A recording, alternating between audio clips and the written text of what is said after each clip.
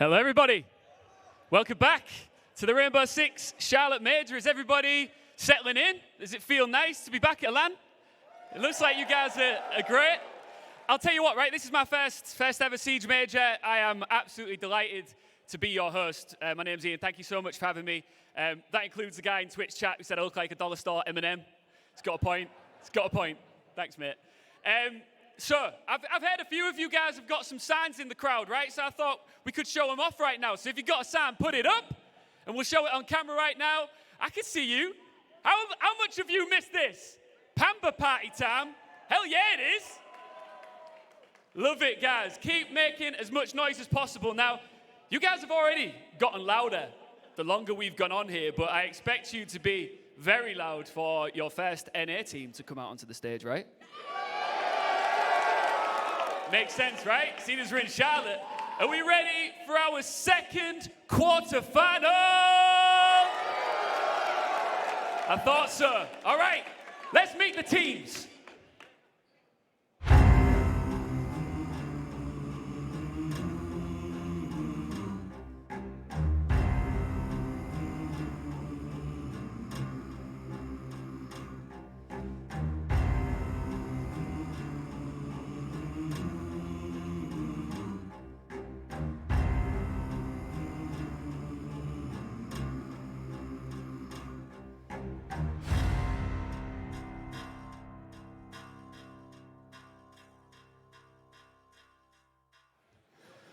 These guys have been planting #1 seeds for fun.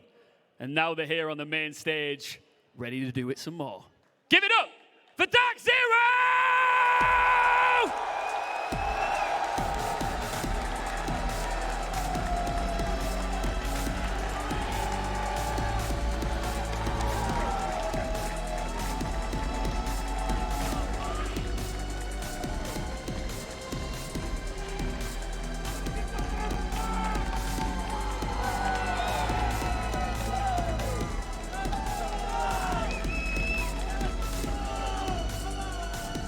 All right, those guys are ready, and they've got some fans in the building, but it's time to meet their opponents.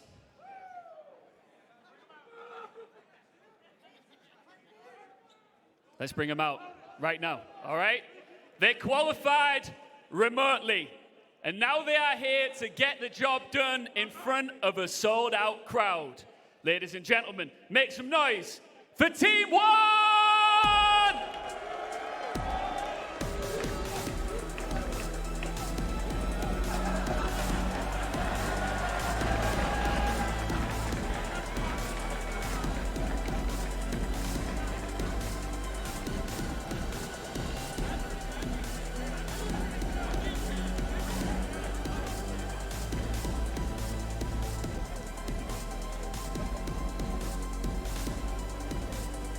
I really hope I get to interview one of those cutouts at the end of this. Well, that's if you win. Guys, let's shake hands. Let's get this set and ready. As we get set for this one. DarkZero versus Team 1, our second quarterfinal. We're getting set for it. Let's cross over back to the desk with Doa, Fresh, and Jesse. Thank you, Ian. Here we are back at the desk at Charlotte, North Carolina, getting ready for our second series of the day, DarkZero versus Team 1. And this will be a good one. Cardboard cutouts or not. Those are the two players playing from Mexico, of course, but their teammates here in person. It's going to be an interesting one, though, right? I mean, DarkZero coming in, probably one of the most methodical, plotting even at some points teams, but they certainly do get the job done. How do you think that's going to match up against Team 1's style?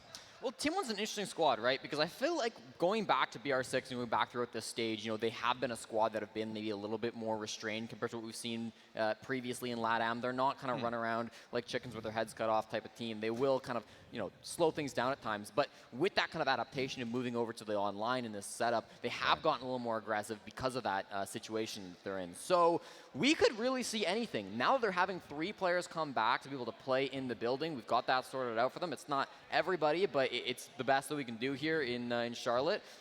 I hope that helps them out a little bit. I think we can all agree they had a bit of a disappointing group stage despite the fact that they are here. So we'll see how the playstyle ends up changing. Yep, that's right. Well, before we get things started, let's get things a little bit more hype. as we look forward to the series.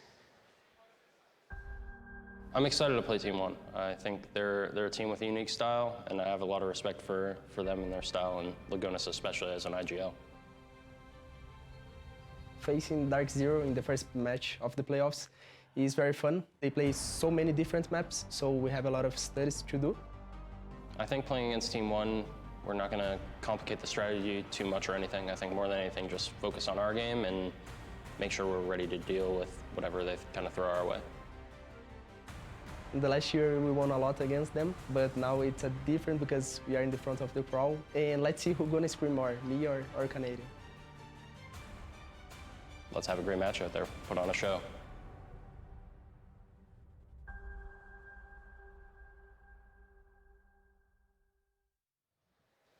All right, well, I hope Canadian got all that sand off his hands. It's kind of annoying when you get that in the keyboard and the mouse and all that. I'm just a little bit worried, but I think he covered it. I mean, I think the sand is probably going to be less of a disadvantage than being a literal piece of cardboard. You brought it all the way from Vegas, maybe, but that is true. That is true. But you know what? It's been tough for Team 1, right, too, because Lagonis having to kind of rebuild this team again from scratch. You know, they won the Mexico Major.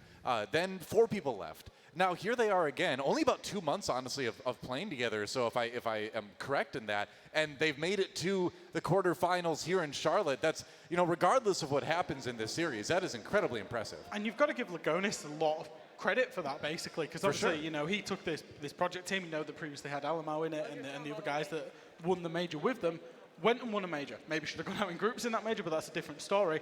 And then, obviously, it kind of falls apart, and Alamau comes over to G2, the rest go over to 0-0 Nation, and he's got to go and pluck all of these players from here, there, and everywhere that he believes in a project.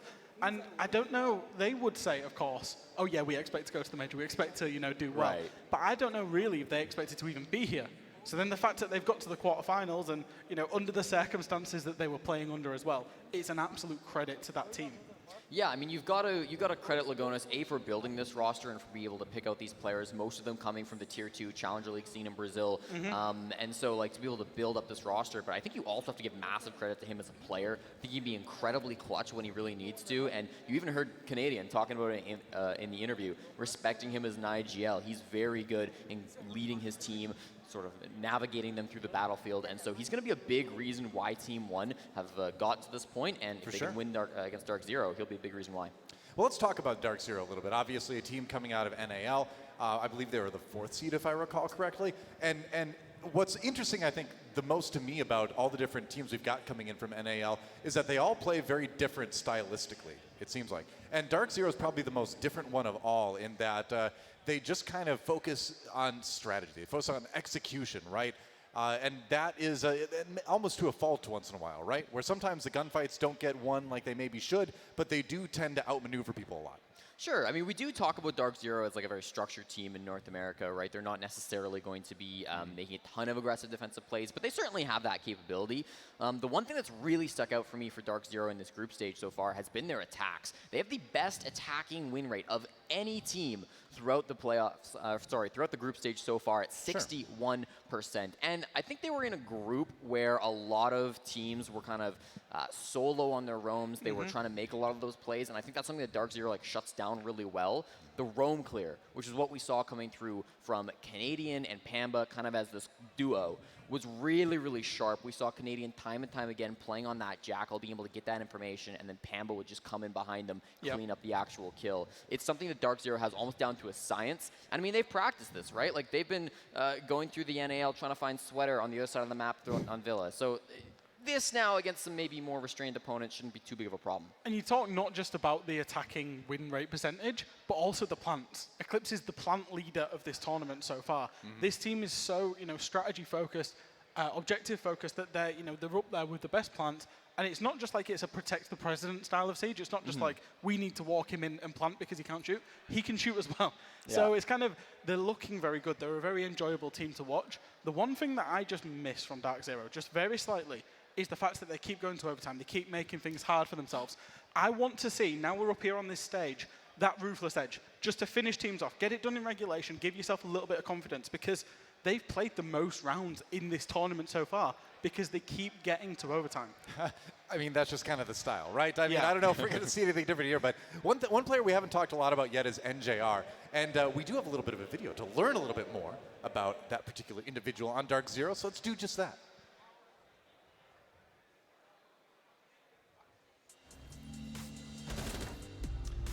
NJR, I mean, has been one of those players that, especially on defense, has come alive for DarkZero. I feel like he's been kind of that defensive pressure that sometimes the team lacks. I've really enjoyed the way he plays smoke, the way he's able to move around inside of sight, get a little aggressive sometimes, do what he has to. He's been one of those younger players that maybe didn't have his role right away on DarkZero, but through the time, through building this roster, through moving players around, he's really found a home as kind of this like second support flex type player. I think he knows how to manipulate the map to his advantage very well. You've seen even just there, vertical play. Obviously, all players know vertical play, but he never seems to get it wrong. Yeah. And that's why, he's very consistent. He won the rounds, especially on that shell again that we just saw.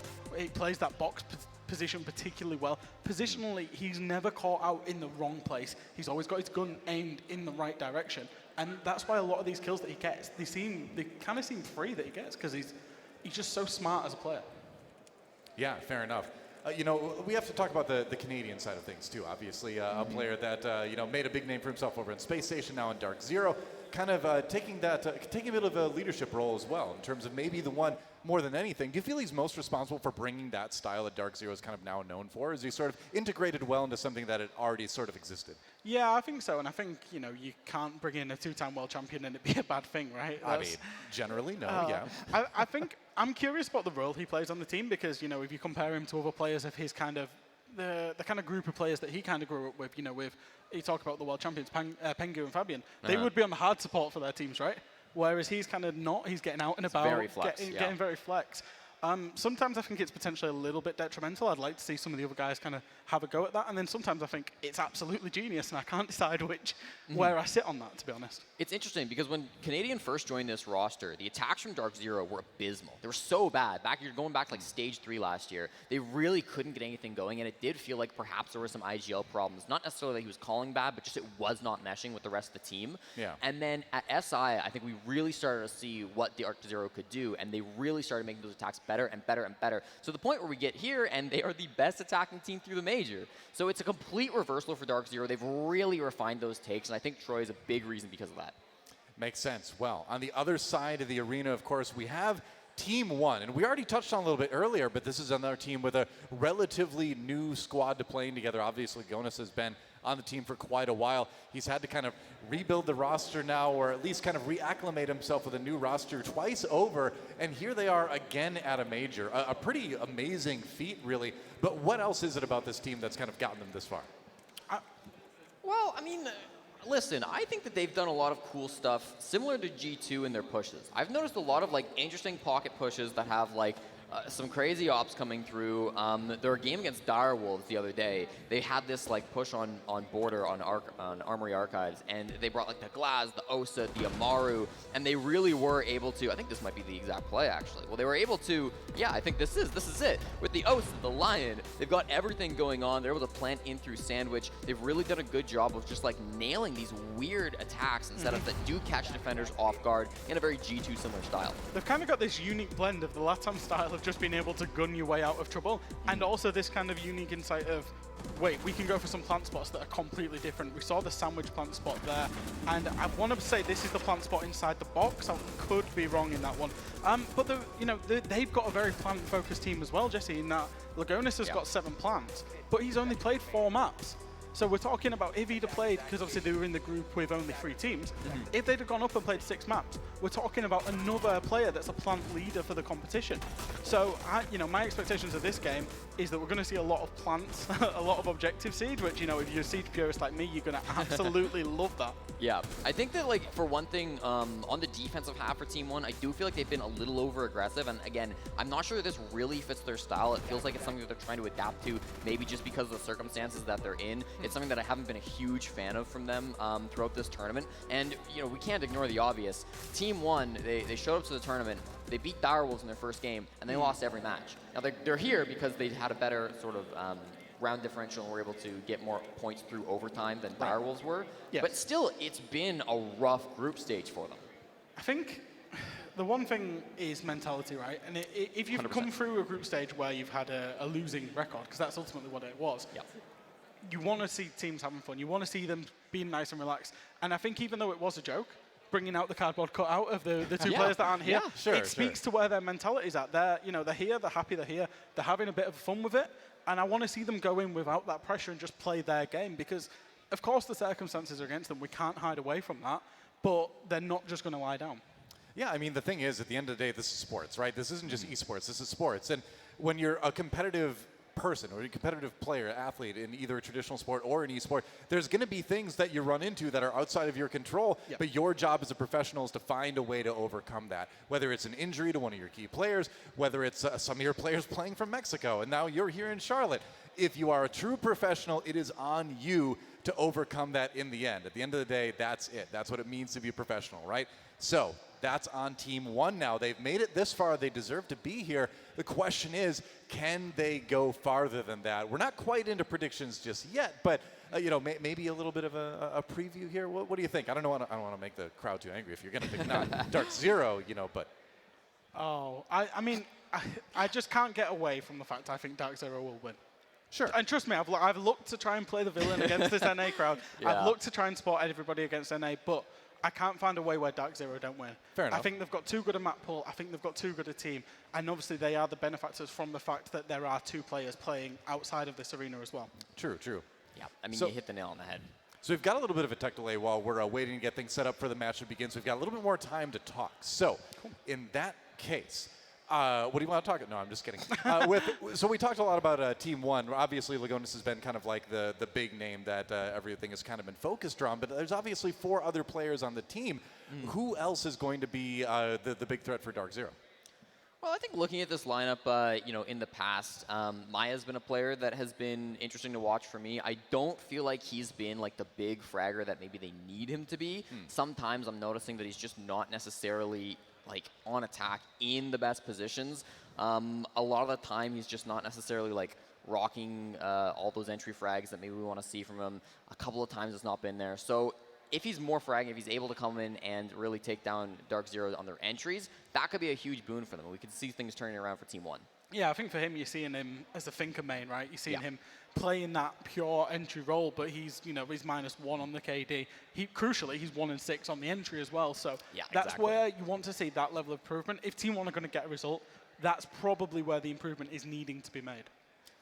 The other one, maybe Rise has been in the scene a little bit longer than the other guys, right? Everybody else that got picked up on the squad was coming from that Tier 2, that Challenger League in Brazil. Rise comes from Santos, which is still not a top team in Brazil by any stretch of the imaginations. But, he's been against some of the best teams in the world when he was playing last year against, Liquid and FaZe and NIP and whoever might be at the top of Brazil at that given point in time. It's not really LAN experience. It's not necessarily going to help him a ton here, but it is maybe a little bit of veterancy to add onto the roster and just, help get those younger guys back into it. I think the fact that he is here in person is a big deal for them. What's always interesting is we see our couple Team 1 players playing from Mexico there. You see the keyboard sort of like tilted a little bit like that? Yeah. There was one player that, it was in another game that I casted, that had his keyboard like literally vertical, like perpendicular to his body. And I'm like, why do you play that way? Like, was it just a comfort thing to get used to it? And he said, I mean, I just grew up playing in internet cafes and there was no room. We had to turn our keyboards like that to be able to fit next to each other. So like, whenever I see that, I wonder if that's where it comes from. Because for that one guy, it did. But always interesting to see. But you know what?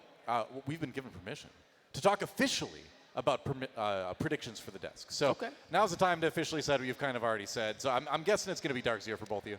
Yes. Yeah. Okay. Well, sorry. Let's flip the coin then. As we check out the graphics and see what the predictions for our casters are as well. I believe that should be on there. We'll see. We'll see. There we go. Oh, okay. Oof. So we do have the predictions as well there, and that is a clean sweep for DarkZero in predictions. Or is it? Because we do still have one more entity, per se, to predict. And when we get back to the desk, we'll do exactly that. There's some more predictions, and again, 5 more for DarkZero.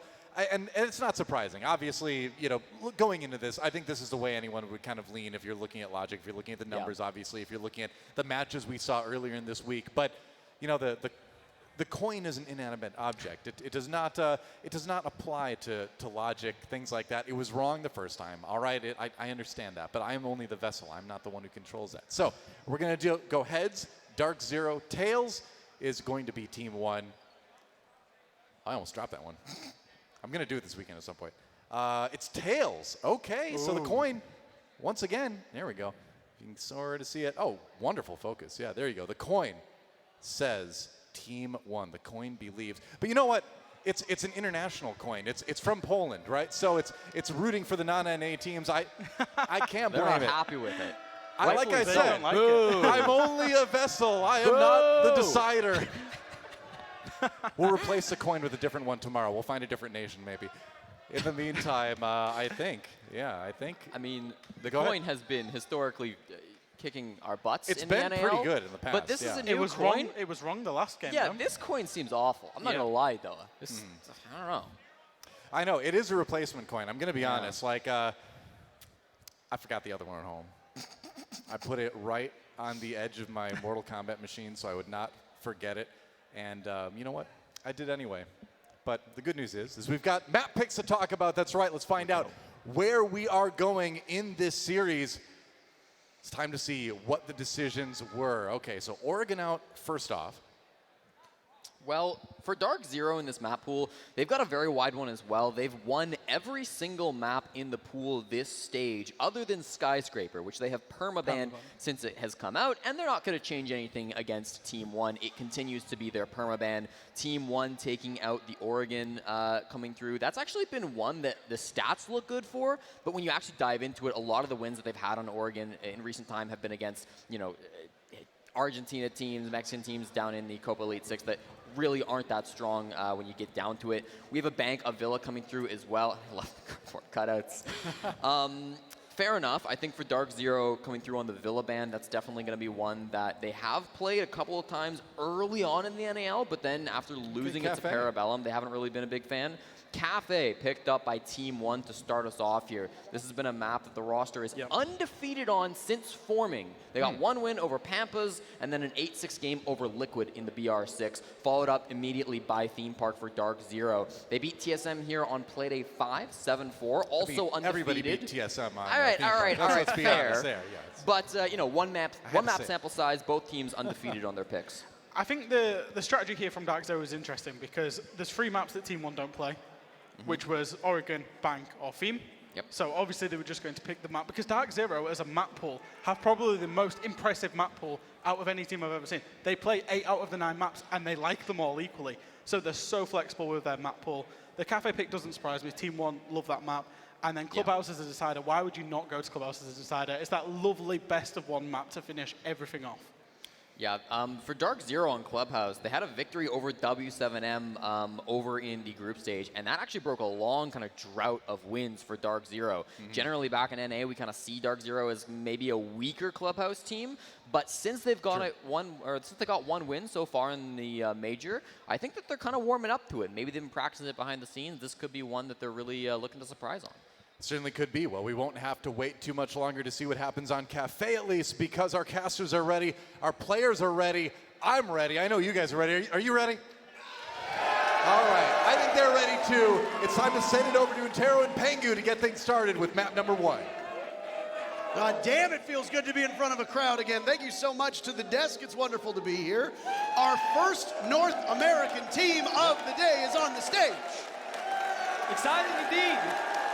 And what a lovely crowd we have here as well. Been so loud, cheering for everybody, well, mostly everybody so far. And hopefully they'll continue to root on as we continue on, because today is going to be a long day indeed as we are going through quarters. Obviously, the North American crowd loves the North American teams being here. We started off with G2 versus Liquid, and it was an exciting match, even if it wasn't the result that I think the crowd wanted.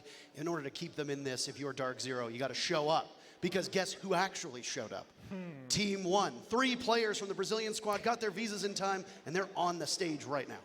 Yep, and this, of course, it's going to give it, not an advantage, so to speak, but a motivational mental boost for the players of Team 1, because they didn't think they were going to be here until literally 24 hours ago, so they must be thriving in that seat. And of course, they do have a version of their teammates here. They got that cardboard cutout, so to speak, so they're here in person, in spirit.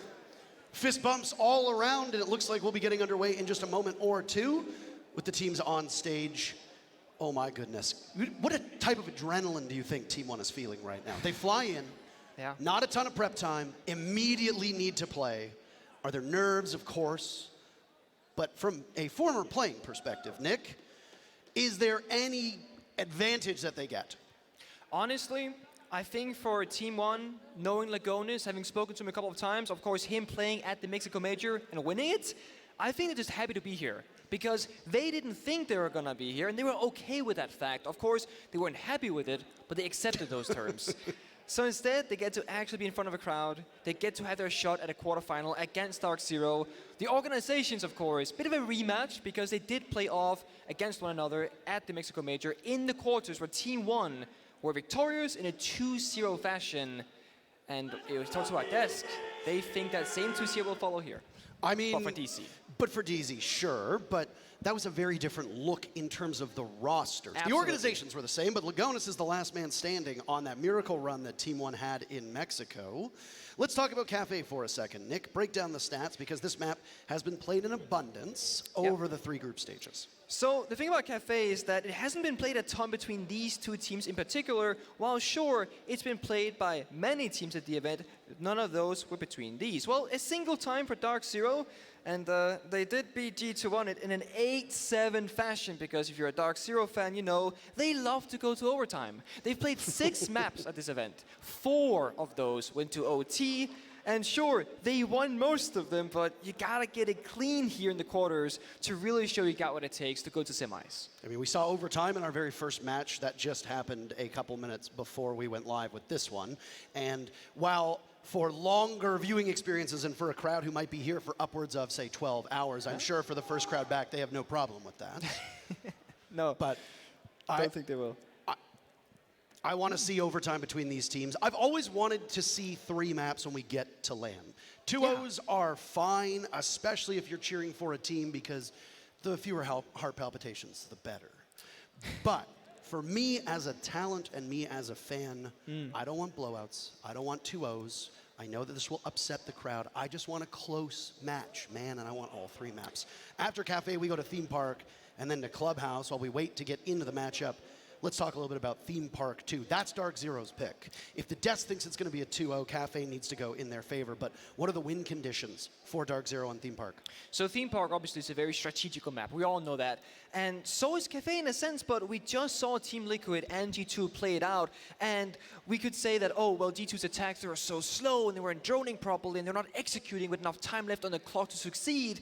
Well, DarkZero, they thrive in that slow-ish strategical approach to the map. And when you go to maps like Kafe, like Theme Park, well, DC, they got it nailed down. The most plants of any team here at the event with 14.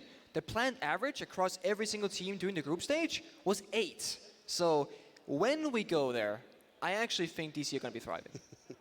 We saw Theme Park earlier on, and then Clubhouse, another map that we saw. Yes. Teams playing it a little bit safer with these map bans. You think that things will change as we go deeper into the playoffs? So we hit the semis and eventually the grand finals. It's going to get bloody. I mean, people are hiding Skyscraper for how long now? 2 months? And almost no teams are willing to show it so far. It's been played twice across this entire event, across all the games we've had. But I bet you half the teams here, they play it, but they're hiding it. We're just getting set up to get into the lobby, by the way, in case you're curious as to what the delay is, so we can talk to you and dazzle you with our knowledge of these 2 teams. I gotta say, I saw when I walked in this morning, the cardboard cutouts were face down, so all I could see was like these silhouettes. And I was like, what on earth could they possibly use this for? After the Bachelor bit of content, I think just all bets are off when it comes to like reasonable and sensible things that we do. We've gone off the rails. Great piece of content. It's wonderful. And then they're like, oh, they're just going to put the cardboard cutouts on stage. Okay. Fun enough. I know we saw Lagonis walk out, but he walked out with 1 teammate in each hand, just Like, how walking is that like, not saying, funny? woo! Like, that's kind of funny. It is kind of funny. That is kind of funny. It's kind of neat. You're there in spirit. Yes, absolutely. It's also going to be nice if you're a player here, you know, on the stage and you look to your left, you look to your right. There's no empty seats because it's going to feel like you are missing people in those scenes. Sure, a cardboard member is not gonna fulfill the real aspect of your physical teammate, but it is just nice to see that all 5 chairs you see right now on the screen, they have been filled out. So, and of course you got the 3 main players sitting in the middle and next to each other so they can fist bump mostly to each other. Not a lot of fist bumping happening right now. Look at this. No Canadian flag for Troy. Nope. Left that at home apparently. Is that a talking point? Is that a talking point? He's given always up? here. He's always proudly showing off the Maple Leaf. Instead, you've got Paul, the Greek freak, next to him with the Greek flag. I saw a sign in the crowd that was like the Pamba party. Yeah, Pamba party time. Of course. I just want to get into the action. We will get into the party time in not too long, hopefully. But speaking of signs, I think there's a contest actually. Is there? Tell them about it. I believe I could be wrong. I think it's CCG that's doing it, where show us your best fan signs, and the winner will get $50 of R6 credits, I think, or something like that. So if you have a sign, show it to the cameras whenever you can. And of course, keep it nice, keep it clean, but keep it fun as well, because those will get the most cookie points, I'm sure. And I believe that CGG will choose winners on Twitter based off fan votes. So the more you can speak to the fans' hearts, well, the better your chances are of actually winning those credits. We've seen quite a few so far, and I think the main stage camera has been showing us. Oh, there we go. We believe. We believe. Siege. All of the logos of the 16 teams. That is wonderful. I like these. Mutant Charlotte. Nice. Yeah. The one lone yell from the back of the crowd. Appreciate the spirit. I also want to talk about the NASCAR collab that they did in the back with the, as Ace said, the livery. That was done. We had an opportunity to walk around the NASCAR museum yesterday. We did. I jokingly referred to the NASCAR Hall of Fame as the Parliament Buildings of America. I don't think I'm wrong. No, sure. For the Parker, record, sure. For the record, I don't think I'm wrong. And it was a good time as well, to be fair. It was a very enjoyable time. Got to play some iRacing. Yeah, and you did laps. quite good at that, actually. You were surprising all of us, because we were crashing. I crashed at the beginning, and then everything was fine after that. But we kept crashing, and then you stand up like, oh, you guys not done yet? Like, no, we're crashing still. And then we figured it out. I think you got a 33 timer for a lap. Yes, people just like, 30 oh, well, seconds. they just go left. That's it. They just go in a circle. And, It's very simple. Humble yourselves, as you can't control the car at all. I see a sign in the crowd. What is that? Hold it up. Hold it up. Which one? That one? Pamba party Pamba time. party time. Latam. I'm not saying that out loud. No. Nope. I'm not saying that out loud. Absolutely not. Have you seen Twitter? Nope, can't go there. Hey! Oh, come on. He made it. No! Oh, my goodness. He's got the Make Siege Great again. Is that the hat, too? For the love of God. G2 jersey, though. Why are you wearing a G2 jersey? That doesn't make sense. See, the funny thing is you can yell at me, I can't hear you. Taking the mask off doesn't make me hear you better. That's not how it works. I'm the one with the mic. If Super wanted to be here so bad, he should have qualified. Oh. Yeah, that's right. I believe he's coaching from home, by the way. So He's going to probably hear this. Definitely. He knows it's out of love. He absolutely knows it's out of love. He deserves it, to be fair. He does. If you can talk the game, you gotta take the game too sometimes from other people. So. Yeah. I'm gonna be honest with you, I don't know why we're still waiting, but we're here. That's not your job, so you shouldn't have to know that, to be fair. I don't have the power to start the game. I believe you said Veli took the button with him. Veli took the button, but we've actually wrestled the button back now, and we've hidden it in the crowd under somebody's seat. Can the crowd check underneath their seats for the start the game button, please? It's not there? Too many of you actually looked. Like, way too many of you looked. Gullible.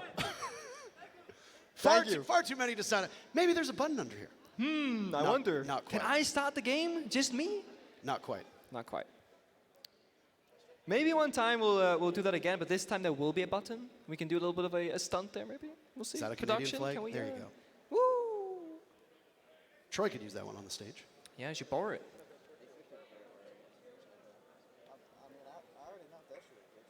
I want more crowd signs is what I want. We're gonna get more. I want more crowd signs. As time progresses, we're gonna get more. Find them. Definitely. They're in there. Hide them. I think one of the Rainbow Six Pro League mods also posted something on the subreddit about how if you take a sign and you put my name on it or something and you take a photo with it, then you get a special flair on the subreddit. Oh. Which means a lot to a couple people. Yeah? Yeah, start the game. Start as the if we game. don't know. As if we can't hear. It's very simple, really. Oh, What is that? Going dark. going dark. Dab. Oh, Can you dab?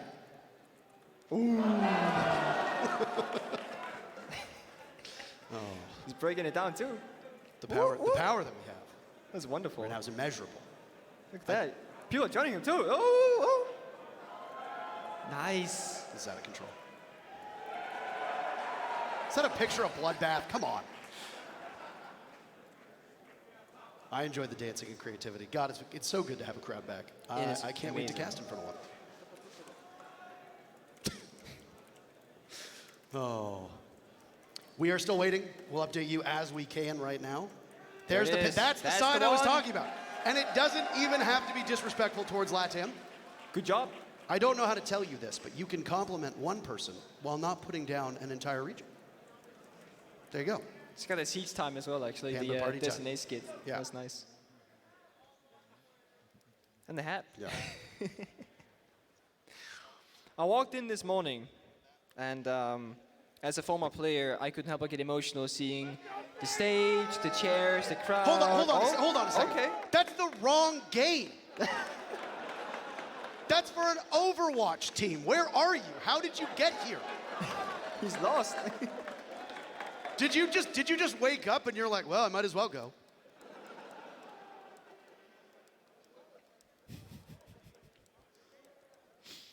I'm like, you're just doing it for clout. I mean, Parker, you're It's like, performative. says the man who lives from Twitter impressions. That's true. I only exist online. I can't wait for the metaverse. You keep saying that, I know. I I know, you're know. very excited.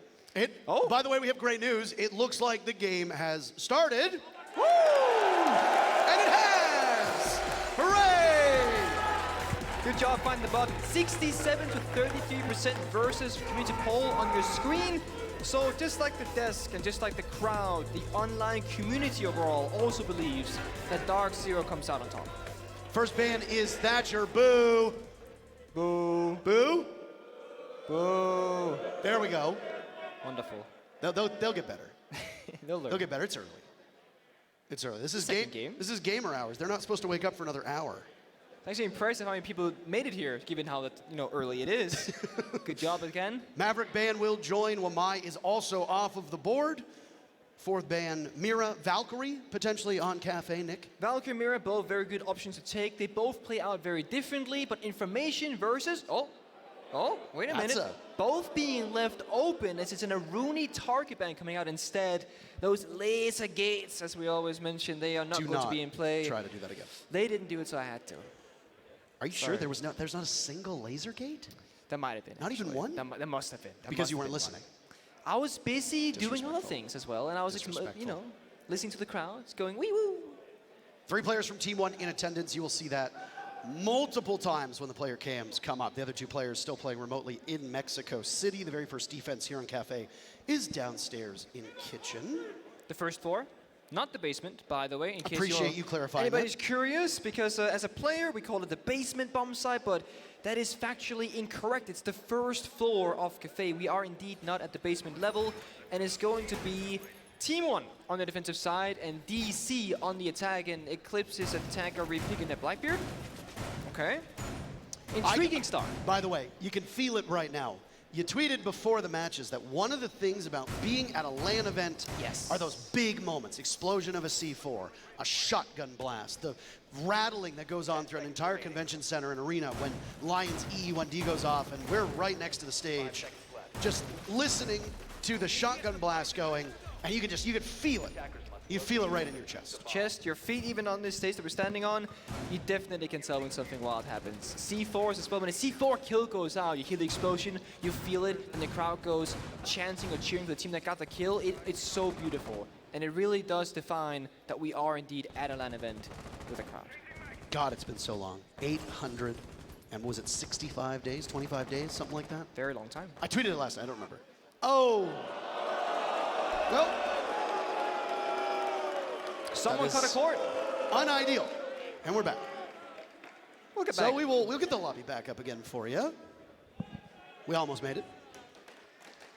I will say it was exciting though. We saw the setup, saw the operators, and then we said, no, give us a moment. Just a swift one. Hold on.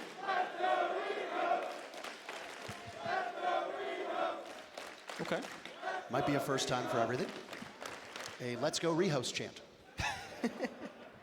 Very good. The audience will entertain you. I mean, the rehost does have like a mind of its own. It So does. it is almost like a team of its own, if you will. Did you pray to the rehost gods when you woke up this morning? If Because if you that- didn't, this is all your fault. Okay, in that case I did. I did not want this It's all your partner. fault. I wanted action, and I wanted the action to be continuous and keep going for the entire match through with no stops in between. You have a long history of influencing these decisions. First, No, no, you no, no, ran, no, no, you no. ran ESL back many years ago. Don't go there, Parker. Yep. The only thing... All of this is your fault. Yeah, I am the sole person at hand. I'm at fault for these things, and honestly, I did trip over the TV cable back in our talent room earlier, so even that I'm at fault for. Today's just not my day. It's not your day. It's not my day. Maybe you're cursed. Who knows? What do you do if you're cursed? What's the solution? Do we... I don't know. I don't know. I'm not one for curses. No? Get an exorcism of some kind. Yeah, sort of thinking. Maybe you shake me real good. Maybe I'll be like, "Roar," and it'll just go right out of me, and I'll be fine. You want me to shake you? I actually don't. Not right now. Thank you. But maybe later. Lobby's getting set up, by the way. We're almost ready to go. Again, fingers crossed. I want you to cross all of your fingers. Crossing them. Not you, the audience. Oh, but I'm also at fault, so I should help them. No? You've done enough. Okay. I won't do anything. I'll wait. Kitchen defense, the attackers were still in their repick phase. As for the defensive lineup, they were going for, well, from the brief glimpse that we had, it looked like they were extending out into Bakery, which is pretty normal. As I well as assume VIP. I didn't get to see the back of Freezer as to whether or not Freezer was also being prepped. On that bomb site in particular, if you're going to roam upstairs, which also looked like it was happening from Team 1, they had at least one player on that second floor that I saw. I didn't get a great glimpse of all of it. But you want to prep that one wall in the freezer, maybe even both.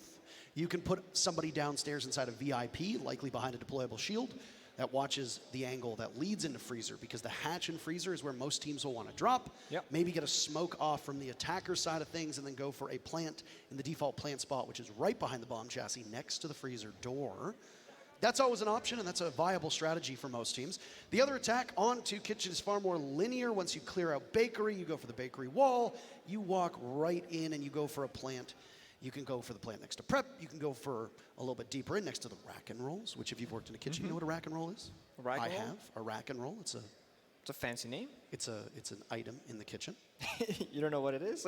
You I know what it is. Okay. I know what it is. You didn't describe it very well. You said item in the kitchen. It's It an could be item in the anything. kitchen. It's on wheels. It's a tall rack. like rack with multiple racks that you put like baking sheets and a baking rack with pans many in. racks. And it's called a rack and roll because it's racks and it rolls. It's That's very logical. very primitive stuff. Sensible. You know, as aptly named as the walkie-talkie. What do? You walkie and you talkie. Very simple stuff. I wonder who comes up with those names. to That's be the honest. thing, right? Like Smart there's person. there's a great skit from Brian Regan where he talks about, like, the military has all these cool names like Apache helicopter. We're in the game, by the way. We're back. All right, He's bakery. like Tomahawk cruise missile, Apache helicopter, walkie-talkie. So Very simple, straightforward. didn't think I'd be quoting Brian Regan on a cast today, but here we are. So yes, we are Craig Parker. We are extending on both the bakery side of things and on the back side of VIP. Jaeger right now putting down those ADSs. We can assume that a shield might be going there as both Echo and Smoke has brought one each. So you're gonna spread out the utility on both sides. If you put all your eggs in one basket or one half of the map, well, the attackers will simply walk on this side that has no utility. So it's important that you spread it out evenly or somewhat evenly. On the attacking side, nothing out of the ordinary. Of course, Team DarkZero, they are very known to play the Flores, use those with Terror drones for self-destruction. Hyper is a known thinker main, and then the rest, well, it's all the standard. And you might be looking at your screen saying, why is Panbasu playing hard support? Why is he playing ace? But Panma party time, boys. Okay, AK-12, great weapon. The gadget, you use it early in the round on most Kafe rounds. Once you've used that utility, you can now just become a free gun in the round. This also allows Canadian and Eclipse to play more flexible operators, and it really is what rounds out DarkZero as a unit, as a team. Kaid gets spotted as the first Flores drone goes in. The Kaid playing inside a VIP. It's a nice piece of utility used by Flores. NJR still has 3 at his disposal and will now go on to a more sensible normal drone. And clear out that second floor. As we talked about, Nick, you want to hold off site. One of the most prized possessions for the defenders will be that freezer hatch, should they sit over top of it. And we can see the silhouette of Dash reposition in that direction, but instead he thinks otherwise. Dash is one of the 2 players from Team 1 who are not here on site, instead playing from Mexico City. If you did not tune in during the pre-show or did not hear before we got into the match, 3 players from Team 1 got their visas in time, and they are here. That's Dots, Rise, and Lagonis. And Dash is the first to die, doesn't really help him.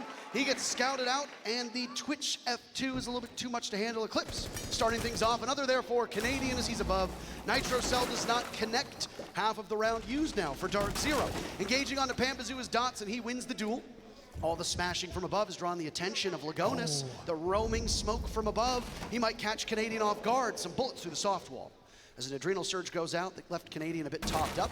He'll go right back into Sledge's office to tear away some of that floor. It's only a 1-for-1 trade now, leaving DC still in the lead because they can do vertical to destruction. They still got a bit of utility left. Those were Terror Jones flashbangs, but no, Lagoni shuts down Canadian, taking advantage back.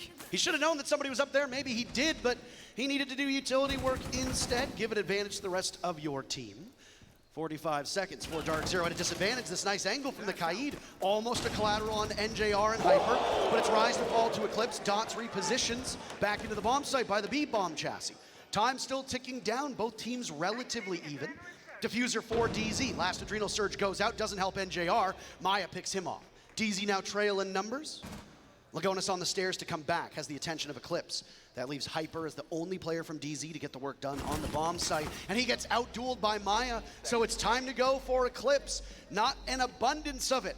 As he heads into the bomb site, takes out Dots. He needs to clutch as best as he can, but it's Lagonis again. The Echo will swarm, and it's Lagonis to get it. Team 1 take round number 1. And this is the thing about starting the attack inside is that, well, Team 1 can sit that back and just wait for DarkZero to make all the wrong moves. And, well, they tried to go for the early roam clear, but they missed 2 members of Team 1, and that really punished them back.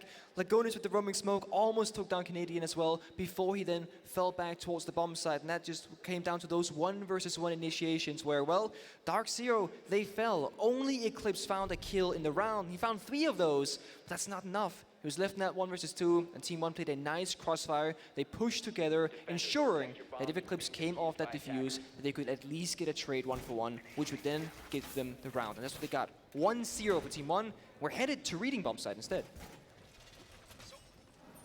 All 4 bomb sites on this map do get played. It is not uncommon to see them trotted out by the teams throughout the course of the matchup. The one bomb site that does tend to see the least amount of play among top teams is also on that middle floor. It's not the Reading bomb site, but it does have that adjoining dining area. It's over towards mining and dining. For Reading, your control is going to be very similar to the other second floor bomb site. Hold upstairs on Cocktail and make sure that your attacking opponents cannot just break the Reading door and then run into the bomb site. Time and time again, teams will employ tricky strategies, maybe an Amaru, maybe a Lion, maybe a Ying, maybe a Dokkaebi, and just immediately go for a quick plant and get everything done within the first 30 seconds. If you look at the lineup for DarkZero, it certainly doesn't look like that's their intention, but honestly, who knows? DarkZero typically plays that clean, quote-unquote, like normal style of Rainbow Six Siege. Very structured, very strategical, but they also do know a pocket strat or 2 that they will keep up their sleeve, I'm sure. Whereas Team 1, when you're defending Kafe, it's all about the verticality. So when you're defending the second floor of Reading, you want to extend up top floor that we see Dash in right now to hold off the attackers, stall time, deny these drones and these bits of information from DarkZero, then fall back slowly as they try and contest you. You don't need to get kills if you're in Dash's position. You just need to stay alive and do as much damage as possible without taking too many risks. The gall of Dash to get as aggressive as he has. The Kaids have played a huge role in both rounds thus far. That second one could have done a little bit more, but he doesn't want to give his life away as the first minute falls off of the clock. DarkZero will drop through Red Hatch. Team 1 still have some players up on that top floor, though they are gradually getting back towards the bomb site. The one most pivotal part is Cocktail, and that's exactly where you don't want the attackers to go, especially if a Sledge or a Buck is on the board. NJR's on the Sledge this time, not Canadian.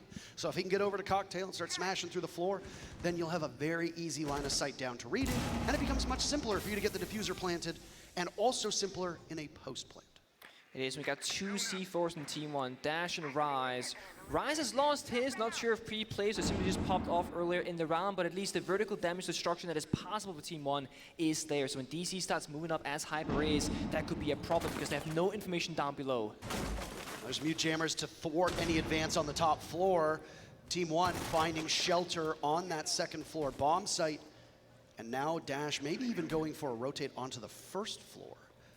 DZ have control of all of the third floor. All 5 of their players now inside of the map, not just waiting outside. That's Sledge doing the work that we talked about before, and now you want to narrow down where the other defenders are and not get yourself blown up in the process. There's a Nitro Cell in the hands of Dash that can go somewhere. Rises has either been used or pre-placed, leaving just one bit of explosiveness for Team 1 to derail a potential take from the top floor. There's the first kill, it goes on to Hyper. Maya was rotating and gets caught out. DZ again with the first kill of the round. But it's Dash to retake. As the diffuser goes down, Eclipse thinks otherwise of it. He has to get off. Team 1 owns the kill feed, but Eclipse, as he puts the diffuser away, kills Lagonis. Now it's Dots to come in, but NJR has coverage from above. Dash is still up there, and Eclipse for a third time will attempt to get the diffuser down. Team 1 only have Dash just left, living up to their namesake, but he's got a clean shot on NJR. In the post plant, with the clock running down, Dash will need to retake. Slowly. Right now, just walking along this red hall. Still players from DZ, both in the bomb site and from above, but there's no real information. The red mark will fade. Diffuser in sight of DZ from above. Dash checking corners, but there's nobody to be found. Might just have no choice but to hop on it. Nitro Cell done for Dash. He's halfway there, and he's dusted out by Eclipse. DZ answer back. Both teams tied. One apiece. We say structure DarkZero. Look at that post plan. 2 players up above just waiting for him to defuse. They can start listening forward and get a free kill. The crowd have a favor. Well, of course they do. Of course they do. It's a North American crowd. Of course they're going to be cheering for the North American team. Of Nick, course that shouldn't surprise you at all. It doesn't surprise me. Sure, the I water just is like also hearing wet. chants, okay? That's all. We're tied up 1-1. Even though it sounds a little bit different perhaps. But no, we're tied up 1-1. We are going to cocktail top floor, third floor bomb site. DC gotten both opening kills so far. DC also with a plant in the previous round. That puts them on 15 plants total. Of course, still leading the charge in that department, as the average amount of plants across every single team, across all of group stage, is 8. They have 15. They're almost doubling the average plant rate, which speaks again to how they view the game as a whole and what their objective is every single round. You're not going to see DC go, you know what, there's 2 guys left, let's rush the bomb site and get some kills. They're going to see, you know what, there's 2 guys left, this plant is even easier than it should be. We're going to take it for free and play that post plant nice and conservative and take it. And this is a bomb site where we do tend to see a lot of diffusers get planted. There are a number of different places where you can plant that diffuser as an attacking squad. You can do it next to the bomb chassis. You can do it behind the bar itself. You can get in a cocktail and plant on that portion of the map, though teams do tend to favor the area of the bar that is under the skylight or towards the top of red. Seems to be much safer. Every now and then we'll see a ying and a smoke drop through skylight if you feel like you've been able to pin down the defenders in their positions, but again, the DZ lineup is the same as they ran last round. They're bringing hard destruction, they're bringing soft destruction. They've got Finka to just tie it all together because that's the operator's role right now. And it works, and if it works, why bother changing it up? The one thing they've changed though is like, sure, the operators are the same, but the people playing them has changed. Because now Eclipse in the A's, that was Pamba's previous operator. Pamba's on Ibana. Well, Troy was Sledge, now he's Twitch. So they're changing up their operators based on what their objective or their individual roles are in each given round. From round number 1, that's absolutely correct. Dots surviving bevy of explosions now inside of the bathroom on that reinforcement. The Valkyrie will continue to give information, dead or alive. Dots is sitting on that cam at the moment. In terms of information, it was something that Team 1 did struggle with on previous rounds.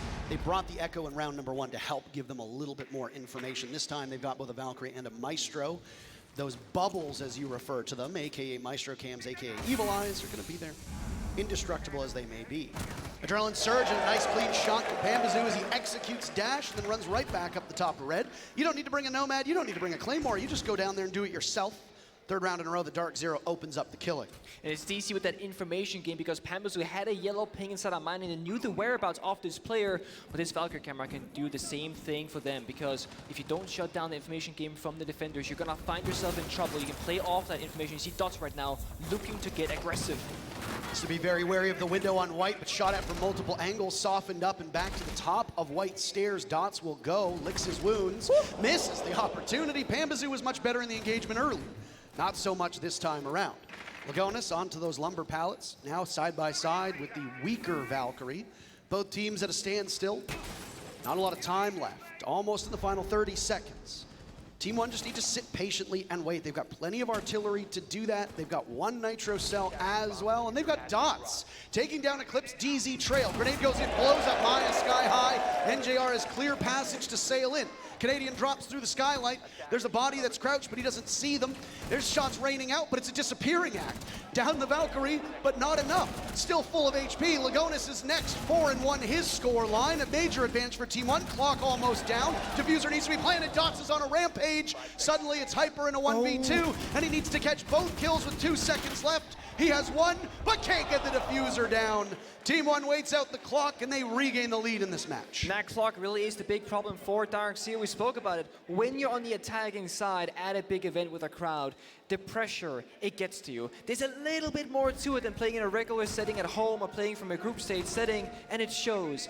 The G2 in their opening rounds, they are very slow on their attacking side. DC are known to be a slower-ish team, but they're not known to not get the diffuser down and struggle to get into the position where that becomes possible.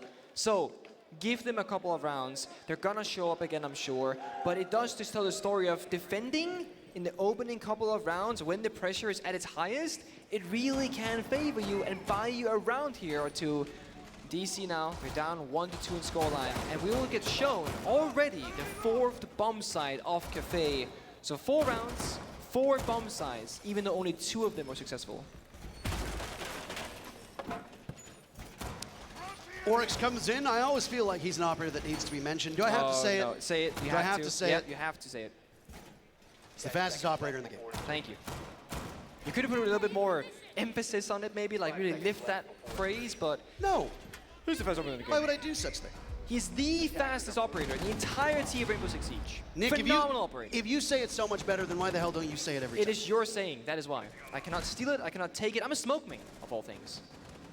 You just have to improve upon the things I say. Eh? What is your main operator, Parker, as a player of the game? I'm a caster. As a caster of the game, what's your main operator that you play when you play the You game? know, probably Hibana. Okay, Smoke. okay. What does it matter? Just curious. I'm terrible at any of them. Oh. Ooh, Hyper's been downed in the first altercation, but has the adrenal surge to get himself back up. That is a costly error for DarkZero in that engagement. Team One have been quite aggressive and look for early picks in every single round. We highlighted the Kaid in 2 rounds in particular. Dots on the Valkyrie in the previous round did the same thing. This time, clearly, obviously favors Team One. And it's why Canadian now is on the IQ, because DC as well, they acknowledge that the information game is a huge problem for them. And honestly, Canadian, kind of a big brain, because not only do you have to deal with the Valkyrie cameras, but you also got Lagonis on the poles. IQ, a direct counter to both, and of course the Fuse, once you get control of Piano, you do a bunch of damage to them. With the operators that run bulletproof cameras and the prevalency that we have of Valkyrie in this matchup, Team One are running 2 info ops on defense every single round to try and thwart the entries from DarkZero. It's worked for 2 of the 3 rounds thus far. A good counter from DZ, as you pointed out. The only real deficit that IQ provides, or has rather, is that there's no explosives on her end. So you need to substitute it somewhere else. So why not bring the operator with the most explosives in the game? How about a Fuse? That's exactly what Eclipse is doing.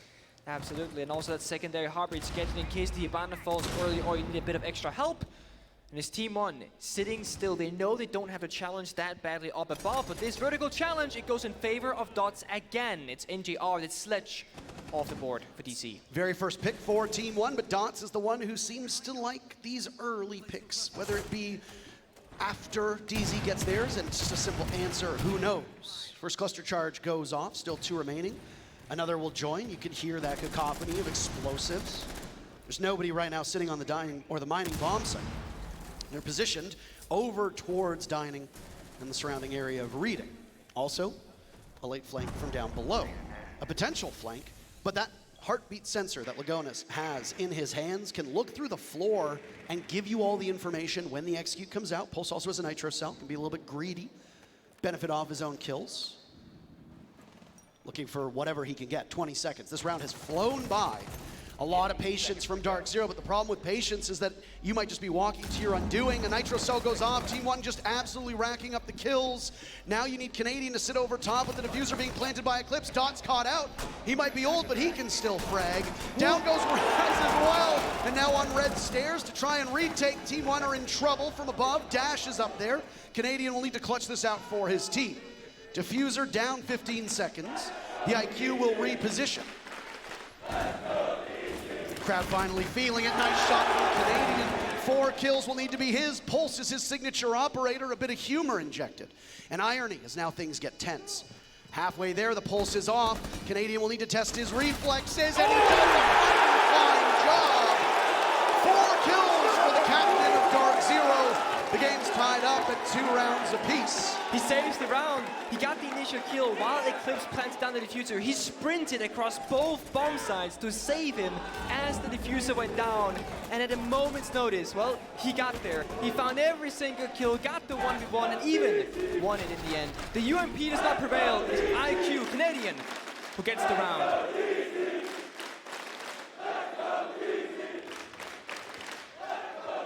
This is why we miss crowds, of course. This is why we missed you so very much. Full site rotation now for Team 1. As you mentioned, all 4 bomb sites have been played, so why not go back to where it all began, down on Kitchen. DarkZero have made it work twice so far, but I will say that the information game that Team 1 is running and how aggressively Team 1 is playing off-site, it seems to be thwarting DZ because their executes have been painfully slow.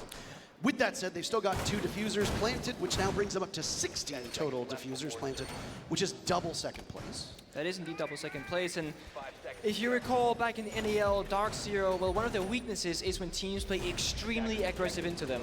And Team 1, they do have 2 players playing from Mexico with a bit of a higher ping, and they said in their opening interview when this tournament started back in group stage, yes, our plan is to play more aggressive than usual because we do have the issue of ping, and we also know that our aggression can be one of our strengths. So they're playing into this unfortunate situation that was granted to them, unfortunately. And so far, it's working out. They're tied up with DC in the quarters here on Kafe, and information game, it keeps flowing out because Maya is on the Echo, no Valkyrie this time, and that's also why DC has gotten off the IQ. But look at Eclipse. He's brought out the Capital. Normally, this signifies a straight bakery attack. That doesn't seem to be the case for DarkZero, but when we get to that execution stage, you get the fire, you get the smoke, you have so many different tools to deal with the defenders. The one thing DC has to do well this time, for a change, is the roam clear. Either can't be too slow, or, well, they could just go direct and ignore it entirely. That's where the fire comes in handy. Maya will take some damage and reposition from behind that bakery counter. Another fire goes in as well from that Capital bolt. Formerly asphyxiating bolts, but now they've streamlined it. And as the fire rises and eventually tapers off, they've got complete control for DarkZero now inside a bakery. They can walk right in and they're going to drone it out. Also see that prep is open, but you got to watch your feet. The Warden, currently positioned behind the shield, allows Dots in this position. No way, no way, no way. Dash is on the hunt. How do you not hear him? Canadian does not have ears. He was not born with them. First kill goes in favor of Team 1 for the second round in a row.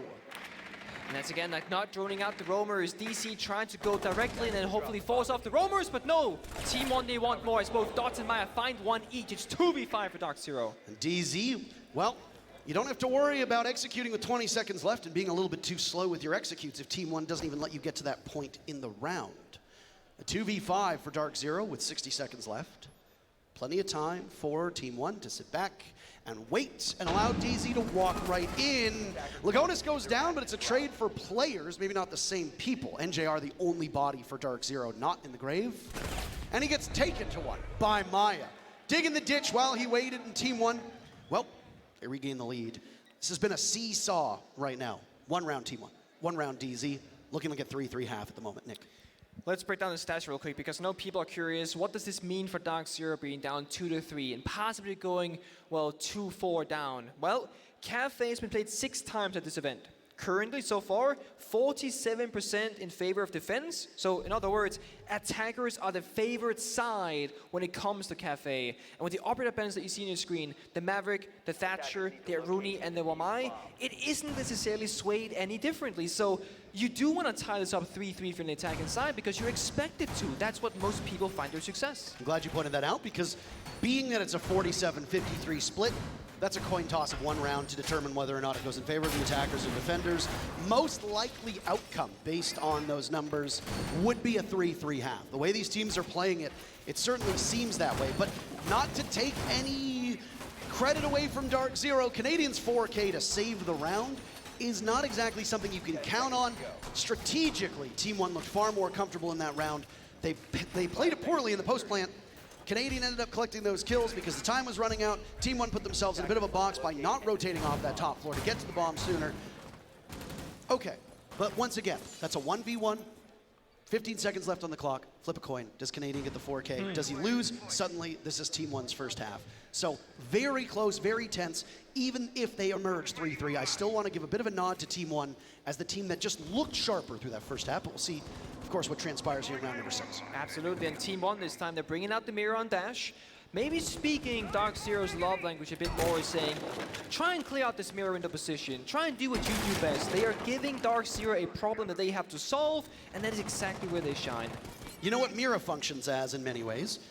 An information op. Exactly, and you've got a Maestro too. So again, Team 1 bringing 2 info ops every single round, whether it's a pulse, whether it's a bulletproof camera, Valkyrie, etc. And I like the adaptations that Team 1 are bringing out from these defenses, especially the Mira.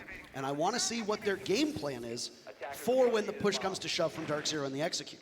And I mean, this is also why Kite is such a strong operator. When the Thatcher is off the board, there's no easy way to clear out those claws, but we can assume it's being put down below. That's why Canadian is on the Twitch, but he's looking, and it's not. It's actually being put up above because Team 1, they've been one step ahead so far. They recognize that they've been playing Twitch every single round, and they felt, you know what?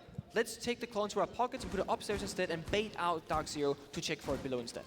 It's the 2 more support-oriented players on DarkZero who are leading the way in the kills department, which doesn't speak very well to DZ's entry. It does, however, speak very well about how Team 1 is playing on defense. They are right now outclassing Panba, NJR, and especially Hyper, who's having a 1-in-4 game on Finka. That is a dreadfully poor result. You got it. There goes the mirror window. It might not be a kill, but it's still pretty sexy if you're a DarkZero fan, right? There's some coverage inside a bathroom that's been now removed. Hyper fires away. 60 bullets still left, an unfathomable amount. And there'll be an opening even greater created on the wall in bathroom as a Selma from Eclipse goes in that way. Gotta see Hype and NJR start stepping up because they're the 2 top performers throughout the entire group stage so far. And unironically, it's Eclipse and Canadian at the bottom. And again, Pampasu falls early. It's Dots who gets, again, the aggressive kill. The offsite players for Team 1, even if you want to call them that, are doing really well, but Canadian leading the way, the oldest man on the team. Back to a 4v4, 30 seconds to go. DZ will need to swing through windows. They'll be very vulnerable and they don't have information, but Team 1 does. That lineup, again, will help them so much in the clutch. And DarkZero need to pick their poison. Where do you go? All to choose through Canadian. No real way to repel on in. Dash down now 2. Into a 3v3. Maya outgunned. Suddenly DZ has come alive, but it's Lagonis on the flank, on the top of white stairs. It's all on his shoulder with 5 seconds left. Eclipse will need to plant. NJR and Eclipse both on 1 HP. Lagonis goes by Lagonis, and that's why DZ, they fail in the final seconds, and Lagonis saves the round to give the first half to Team 1 4-2. Might be thinking SMG11 in that position is so hard to play correctly, but both members of DC were literally on 1 HP. All Lagonis needed was that 1 stray bullet to get the injury, and he did just that. That's all he had to do, and then play out the time, and did that beautifully. I mean, people will say, why did you get off the plant? He was halfway through, because Lagonis is 3 steps away from you. Yep. It doesn't matter if it's the SMG11, it doesn't do a ton of damage, but with how low Eclipse was, it's a single bullet. Additionally, he's got a shotgun, and that's gonna kill you at point blank range. Eclipse was doomed no matter what. His best chance was to try and use those final 2 seconds. Get off the diffuser, swing the doorway, hope for a pick on the Lagonis, save the round with nanoseconds. Didn't happen. I don't know if they knew the position of Lagonis or not. Either way, that's just one small part of a round that was much greater than that. Team One's defenses look quite stifling. And if we go through the first half report, both teams getting the opening pick 3 times. Rounds 1 through 3, DarkZero's. Rounds 4 through 6, Team One. It doesn't necessarily give you the round if you get the first pick, but it certainly helps. DZ also got the diffuser planted in round 2 and 4. They won both those rounds. As for the sites, all 4 bomb sites showed up on that Team One defense. So a very healthy amount of gameplay all over this map. It's a cocktail defense to start off DarkZero's defensive step. And look at the operator lineup.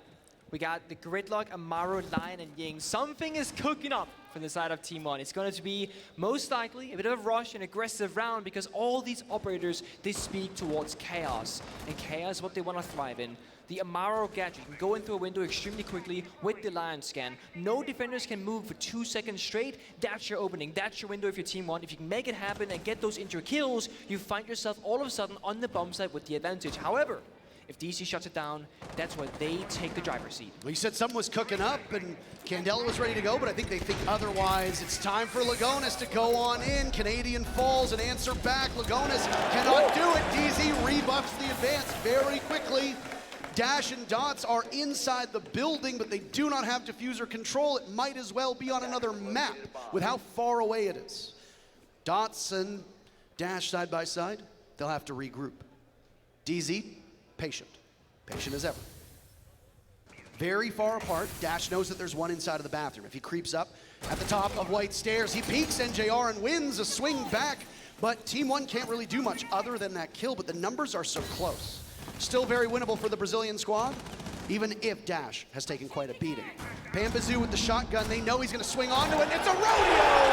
Pambazoo drives a shotgun blast with the hearts of 2 Team One players, and DZ's first defense is a success. Party time, by the way. And again, the opening kills really define that entire round. Whoever comes on top, when the push comes through, as you see right here on your screen, that is who comes out with the round because you get so many kills, you get the advantage, then you just have to hold down the ground, which we see Pambazoo do beautifully inside of top floor bathroom.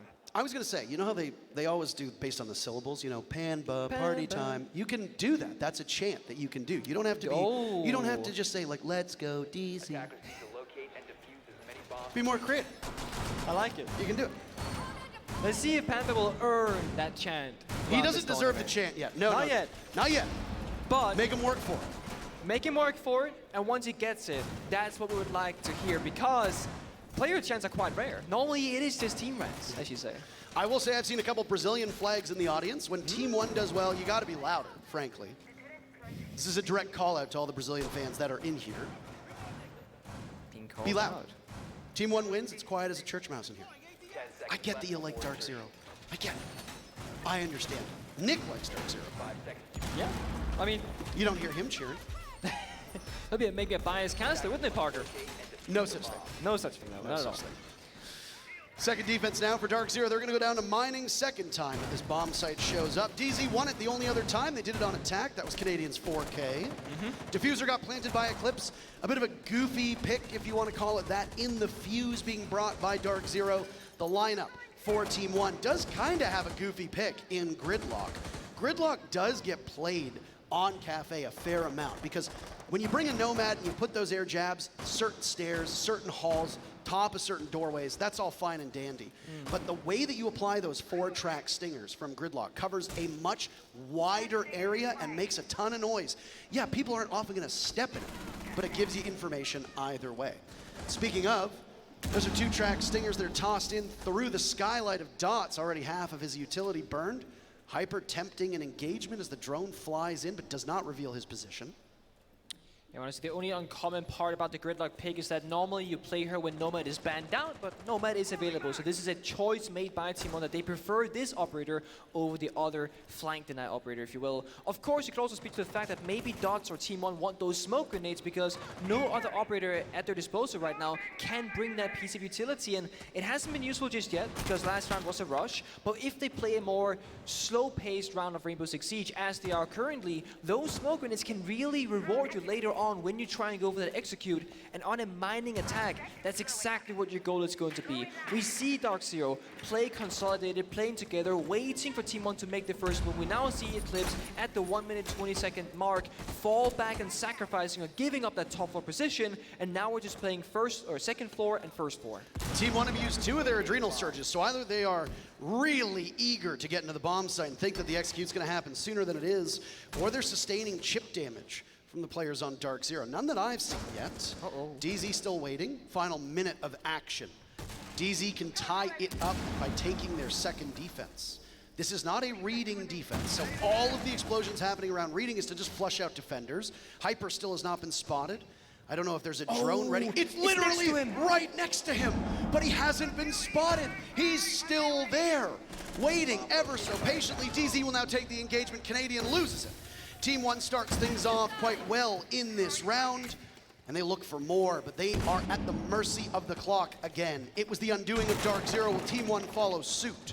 Still wrecking house from above. Down goes Panbazoo. Eclipse on red stairs will take down Dash, another in line of sight, but Eclipse waits ever so patiently. Spam pinging away. There goes Rise to Hyper again. That Jaeger's position not spotted. Lagonis in the bomb site. NJR's been downed. Eclipse is going to be the kingmaker. And through the wall, down goes Maya. Lagona has to bail on the plant. Not a ton of time left. A secure onto the kill, but they have to stop him in their tracks. Dodge to cover. Out dueling as the diffuser goes down. Eclipse is in the bomb site. Lagonis is off. It's Hyper in a 1v2. Team 1 in great shape. But through the door, Hyper is having a bit of a problem. How do you get back to the bomb site, especially when you're blinded? Repositioning, looking for more than 3 kills in this match. Buying time. Can't really do all that much. Nobody there to help him at all. And Lagonis through the wall, a huge round. Team 1 up 5-3. Honestly, when I saw it for a brief second, I was like, we've seen this before, and we have. It was when Troy, Canadian, and Eclipse played that in reversed roles when they were the ones planting and the ones covering. And just like DC, well, Team 1, they also become successful from how they played that round, using that middle of the room object to basically give yourself cover so you can get down that diffuser. Then breakdancing on the floor in that middle of that gunfight, Lagonis doing both the planting and the killing in that round while leading his team into that plant situation. Well done for him, well done for Team 1, and they are now pressuring DarkZero as we're now in a 3-5 scoreline. The timeout taken as behind the bench, BC no longer the coach. He's moved to a more managerial position inside of DarkZero. It's Mint, the former player that was on the squad, as coach now. A pretty good time to take your timeout. Again, we want to reference the way that Kafe plays, 47% in favor of the defense, 53% the attackers. So it's a coin toss map. Team 1 emerging from the first half 4-2 is statistically quite bad for DarkZero. This is also Team 1's map. Yes, so it's not exactly dire for DarkZero. If they lose, they go to Theme Park, which is their choice next. And if you talk to a lot of teams at the top level, they will tell you, especially with a big 9-map map pool where not every team has had a chance to come up with strats on these maps, there are a lot of teams that go into a best of 3 and say, we're going to lose their map. We got to win ours, and we need to make sure that the tiebreaker goes in our favor. Tiebreaker is Clubhouse. If both these teams win their maps, that's where we're going to go. Either way, tactical timeout done for DarkZero. Team 1 also able to speak to their coach. Just want to get that out there. The coaches are allowed to talk to their players on both teams. It's a kitchen defense for DZ. The Lord appears. Eclipse loving these Russian operators. It's a second so far. Great destructive capabilities. The LMG that Tachanka brings just chews through soft walls and creates lines of sight. And you can just take a quick gander at this bomb site. So much destruction that's been done that gives great viewing angles to DarkZero for when Team 1 gets in the building. And of course, it's Shurima launcher as well with those Molotovs deny the plant when it comes down to that situation. More and more teams have been trying to bring the Lord, aka Tachanka, into it, but look at this wall. It's completely gone thanks to Tachanka, thanks to Eclipse. But that does mean there is no smoke on the board, no toxic babes. The Echo, the Tachanka, we're clearly playing around the fact that the timer might be running low. We can use our utility to deny a plant from Team 1. We have a C4 and Hyper on the Warden as well, and the Warden as an operator counters Ying and flashbangs and smokes. So DC are going for a very passive approach to this round. And it worries me a little bit because when you give so much map control to the attackers immediately, look at this. 2 minutes, 8 seconds left. They have droned all of top floor and they've almost droned all of the second floor as well. Team One are going to have so much time to work with so they can start breaking down the floor, look at the bomb site, drone in and out, see that they have the shot guys, see that they have echo, then look for those yokai drones and shut them down. And then DarkZero, their entire win condition goes out the window and Hyper's already used the C4, likely pre-placed somewhere, waiting to explode. A yokai off-site, scouting out. Those echo changes really did drop his pick rate and his ban rate, too. There was a period of time where echo was almost a constant ban for a lot of these teams. The yokai drones don't cloak anymore if you're returning to Rainbow Six after a long vacation.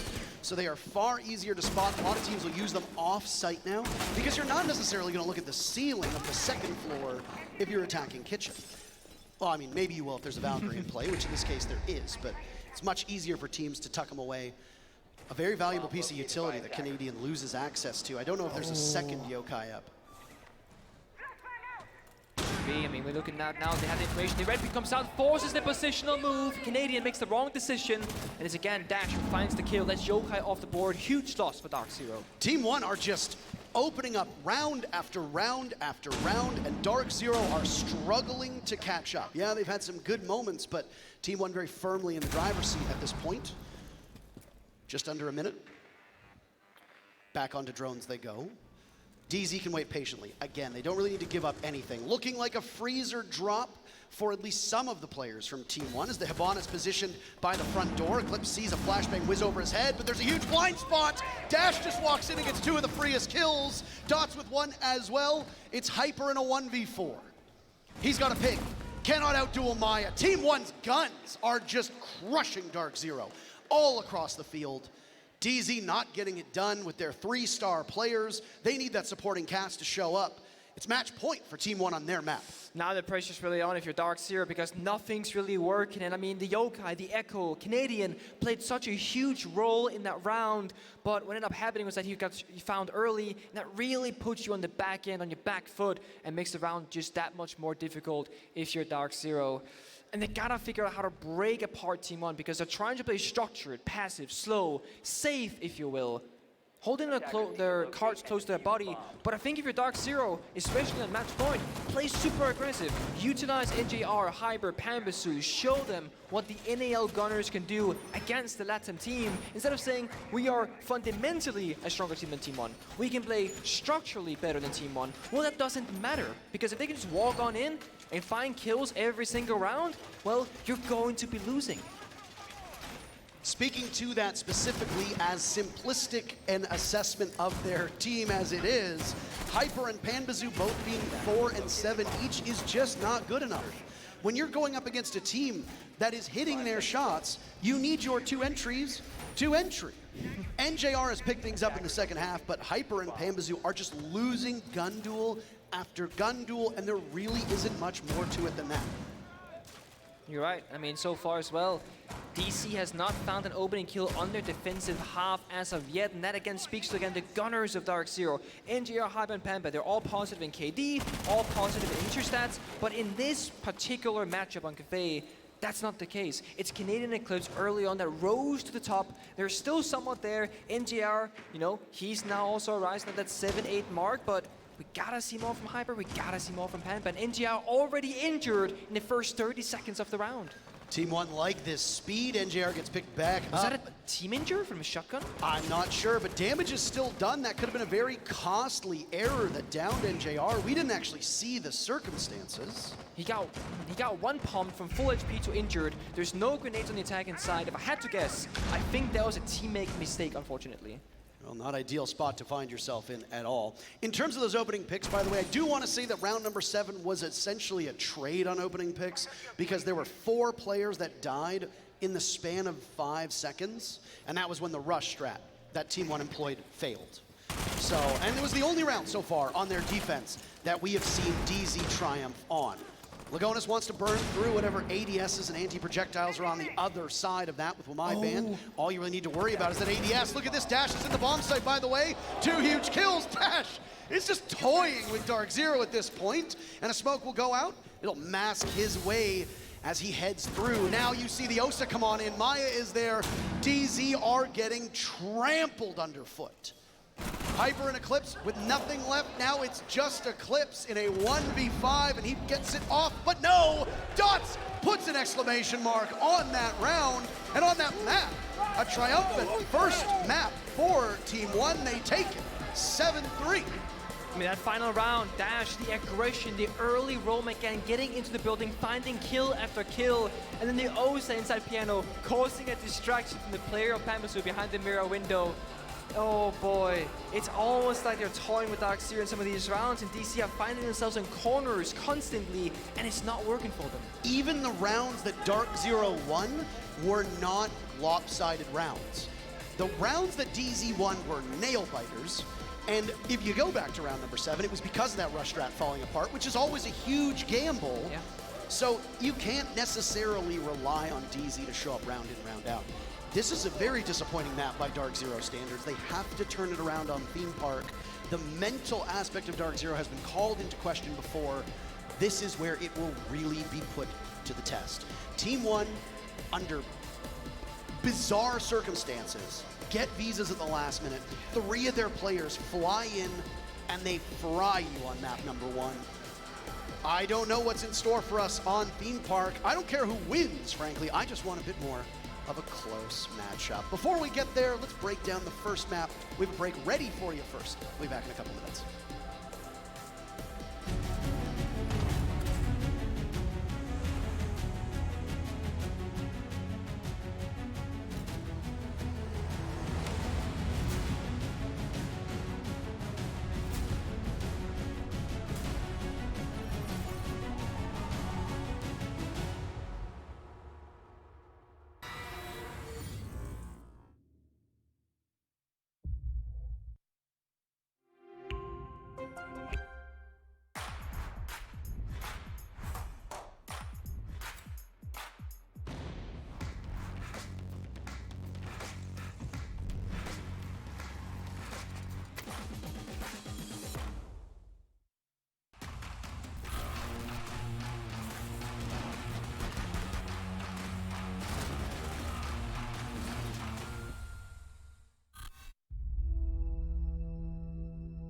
There are civilians out there who need us.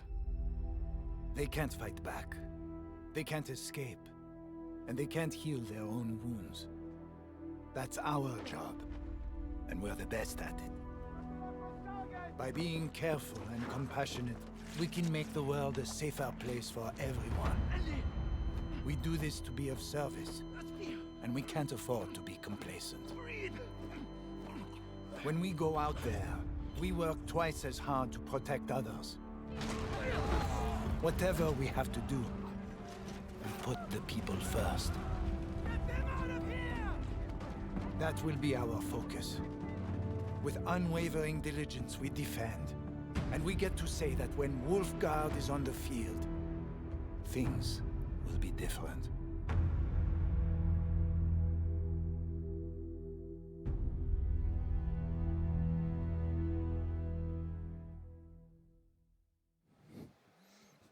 Welcome back, everybody, to the Rainbow Six Charlotte Major. And guess what?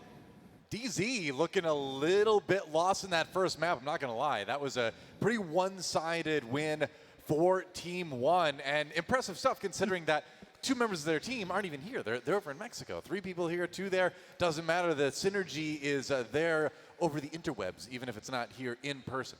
DarkZero, they're doing it again. They're doing it again, though. They're playing with my hopes and dreams, and then they're just going to throw them out the window like this. Rough first map against Team One, a team that we all agreed they should be dominantly beating, but unfortunately falling short today. Well, I know for the fans here, and me as the NA rep as well, this is a heartbreaker. True enough. Well, let's check out some of the highlights. Starting with some of the pick ban. Do you feel like that had any impact on it, Fresh? Not really. I feel like the biggest impact is we had DarkZero up as a fantastic attacking team. True, and then they only got 2 attacks. I think the big issue for DarkZero, realistically, one of the big issues was the entry picks. They didn't get an entry pick after round 3. It was just constantly Team One finding those entries, and DarkZero constantly having to play from behind. They did get a couple of clutches, but that's not enough. And this has been a problem that we saw from DarkZero. Throughout Stage 1, they were the worst opening pick team, the worst entry team in NA by a long shot. Halfway through the season, they were at like a 15% opening pick stat or something crazy like that. And you just can't be making those mistakes against Team 1, who, you know, despite their faults, have been really solid about closing out strong rounds throughout the group stage. They have an 80% conversion rate throughout the group stage. So the fact that they were able to close down a lot of those rounds doesn't really surprise me. It's the fact that DZ were just giving them so many that was really frustrating. I mean, 2 players at 80 cost on the Team 1 side. Like, the numbers don't lie, do they, Fresh? I mean, things are looking pretty good. No, I mean, Dash and Dots have had a massive impact, and you know, we challenged Maya to be the one that stepped up, but realistically, it was those 2 players, and you know, definitely benefit from being here, being online, and having that confidence, you know, in your gameplay. Because as much as we can talk about the game online, it does change so much when you're here and you're online. You feel like you trust your gun a bit more, you trust the positioning, the sound, everything you trust so much more. Yeah. And they're getting a little bit of the benefit from that. It's interesting to say, because when you watch DarkZero, it almost feels like there's a lack of confidence there, you know, and there doesn't need to be. Like they're well practiced on these maps. You know, we've seen them do good things strategically in NAL. Totally. You know, at the end of the day, obviously it's a team you haven't played against a lot yet, but.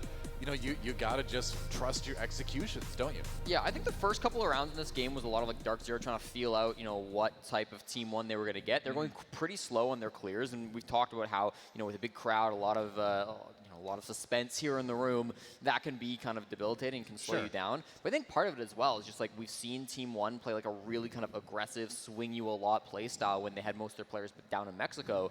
But now they've got some players here. I think they kind of reeled that in a little bit, and DarkZero maybe wasn't expecting to see a Team 1 that wasn't as crazy in jumping out and making the plays that we saw from them in the group stage. So we started with DZ kind of filling them out, and they ended up trading a couple of rounds to start.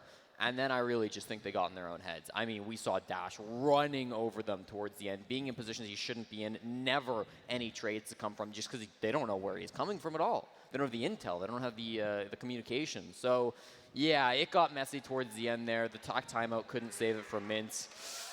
It's hard. I mean, we do have some replays to take a look at. And one of them is positive for DZ, even though it wasn't an end up winning map. There's still the clutch potential. We know it's deep buried in there, don't we? And that was round 4, if I remember right. Yeah, well, if there's one thing that's going to get DarkZero back in the crowd, it might be the 2,000 people standing behind me right now. Round 4 was pretty nuts.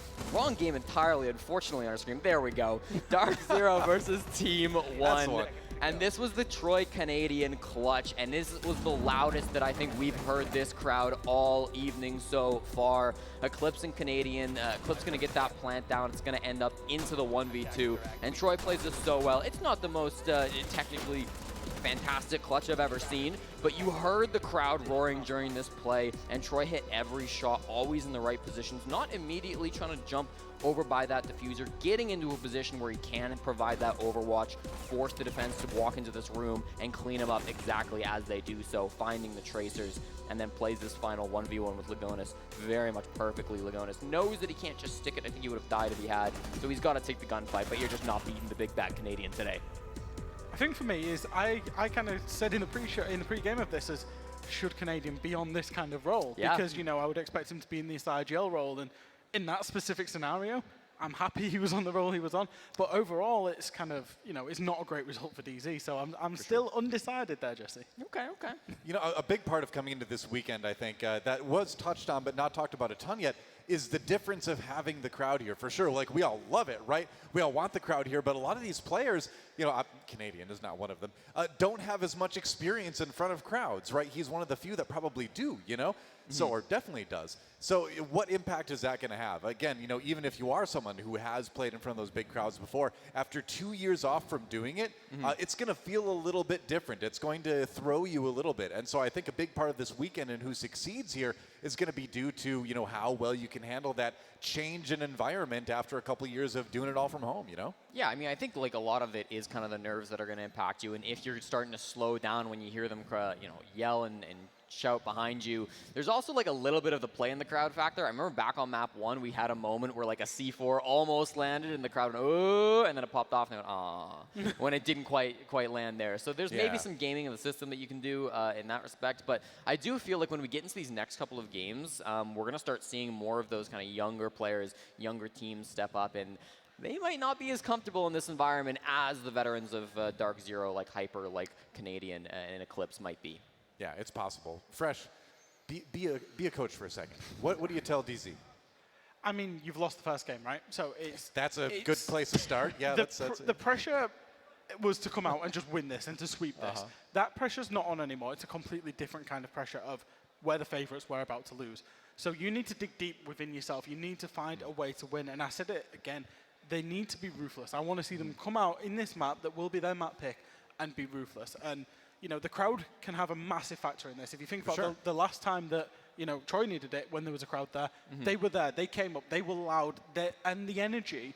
The thing about Siege is it's so momentum driven.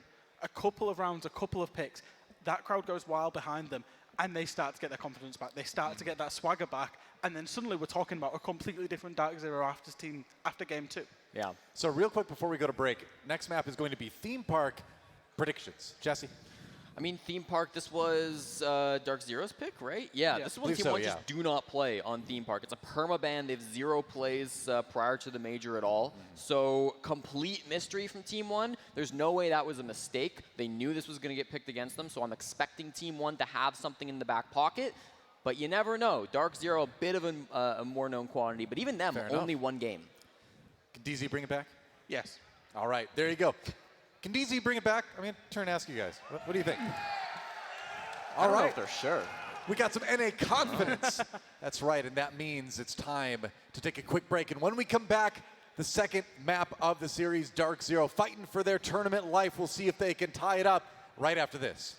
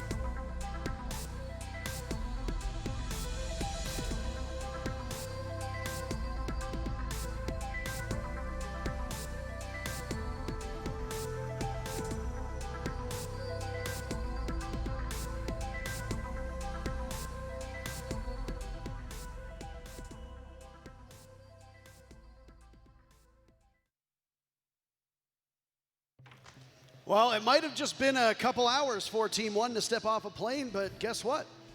They showed up, both in the server and in person. Map number 1 was their map, and it went in their favor 7-3. DarkZero must bounce back on Theme Park, or they go home. There is no elimination run. There is no lower bracket. That's it. One and done. What does DZ need to do to get it done on Theme Park? So they're in good luck because Theme Park is their map choice, which means obviously from the get-go, this should already bode a lot better than that of the enemy's map pick of Kafe. But essentially for DC, from what we saw in Kafe, I think they're playing a little bit too structured, or if anything, a little bit too safe and passive. They need to challenge the members of Team One, get aggressive, and really enable their gunners of NGR, Hyper, and Pambasu, because unfortunately, those were the 3 members that showed up the least. It was the supported flex staff of Eclipse and Canadian that did the most damage. Hold on a second. The community poll first. DZ, 69% of you. Nice. Nice. The crowd tried to do like a joint nice, but they were all Didn't go over the so place. well. More of you now think that DZ is going to win than did before the match started, and DZ is down a map. So I don't really know how that one works out for you. First band coming in now from Team One as they start on defense here on Theme Park. Osa removed from action. Thatcher will join. Next defender, or first defender, next operator is oNe. So he won't be in play for either of the maps that we see today. Same with Thatcher. If Clubhouse is required, we'll let you know if he's removed from action there too. Last defender band, you want to take a prediction? I'll take Kaid. I was wrong. You were wrong. Melusi, honestly, I would have never guessed that in a million years. I was thinking with Thatcher ban, Kaid's like a Giga Brain ban operator ban, because then the walls can get opened up again. But of course, we do have Maverick at our disposal. Melusi is the last operator to get banned out, and that's just going to help you with the staircases, right? The banshees are most commonly put on a staircase or an entry towards the bomb side. That's going to mean the attackers have a little bit of an easier time to figure that out, but it's not going to be a game breaker. oNe, of course, is going to make all those fortifiable positions a little bit less safer because you can stack both the magnets and the ADSs.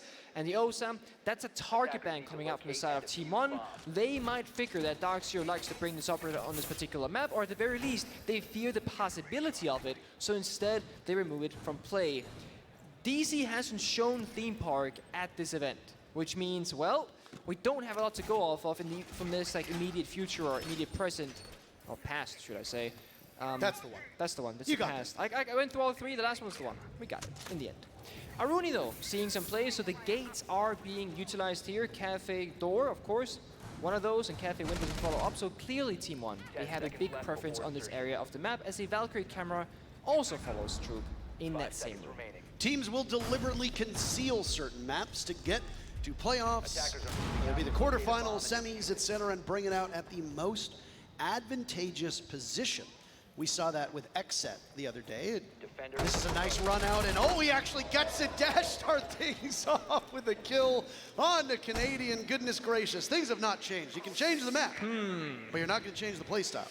I know this is really early, but Dash is an absolute monster. And sure, we've only seen one map in now the first round, but the aggression, the confidence every single time, and the worst part of it all, it keeps working. DC are not shutting down this particular player or punishing Team One from being overly aggressive time and time again. And the Stoke AP off the board, that's one of their key operators. You are hoping to get a kill with the Jackal maybe, find that phone from the fallen defender, then hack the camera or hack the phone and gain access to those cameras instead. But now, that's completely gone. I guess the one good thing is that there's no Jaeger on the board. oNe is banned. And the Dokkaebi died with 3 flashbangs in pocket, so you only really need to worry about the Aruni of Maya. That's true. When it comes to that device denial, or the laser gates will eat up whatever you throw through it, including drones, or do some damage to you should you run through it at the wrong time. The Jackal of Hyper's now dropped in as an Adrenal Surge goes off. It tops Hyper up to almost full HP as he'd lost some in the process. Halfway point of this round. Bit of a Dots pause. and Panzer, they're waiting. They're trying to find each other. They are. They're just playing the waiting game right now. And Pambasu, though, he misses out on Maya and almost getting his life taken down. A grenade goes off, and now through the soft wall, there's Jackal pings. Again, this was an issue for DC in the very first map. Their guns were not that great. Pambasu redeems himself. Down goes Lagonis, traded out by Maya. Maya watches some of the ceiling above get blown to pieces by the hammer of Sledge.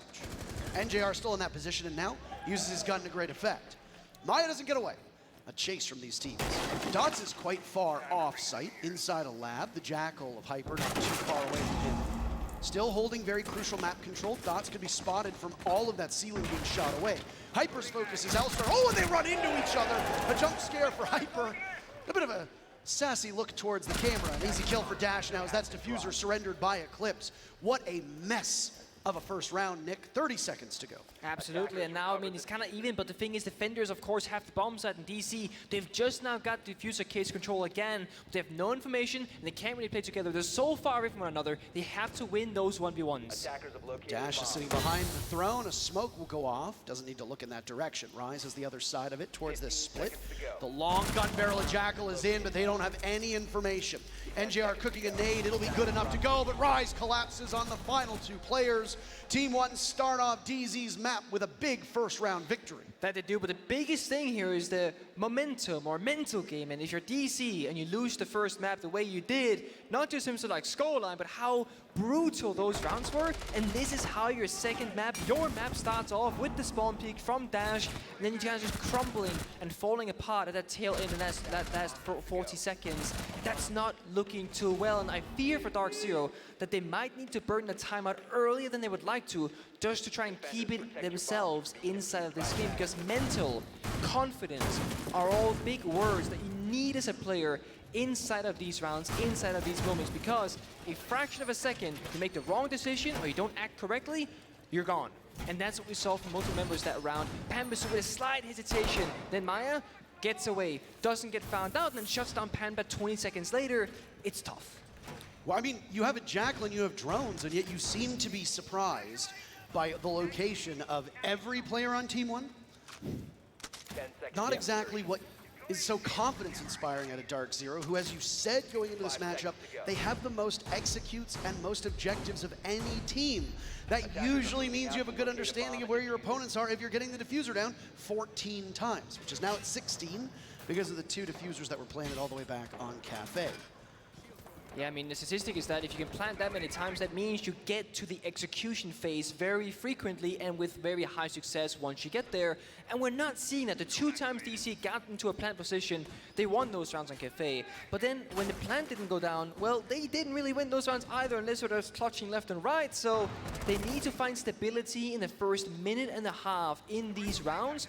You know, come out even or ahead, and then we can talk about the execute, because you can't just go towards the bomb site first. You have to deal with all these problems in these locations that Team 1 are choosing to contest and choose to play in. It's a minute almost off of the clock. DarkZero still looking for drone work, and discovery is, we call this the discovery phase of the round. Bomb site is over in office. So first floor, throne, that was the first attempt for Team 1. It was successful. Now they'll go upstairs and roam over by Kafe and at the top of Arcade. Ooh. Already, this Saruni opened up. Grenades will go in, some damage to DarkZero. Both Pambasu and Canadian shrugging off whatever blows found their way. Canadian now under fire yet again. Hyper finds himself inside of Arcade, the main lobby component.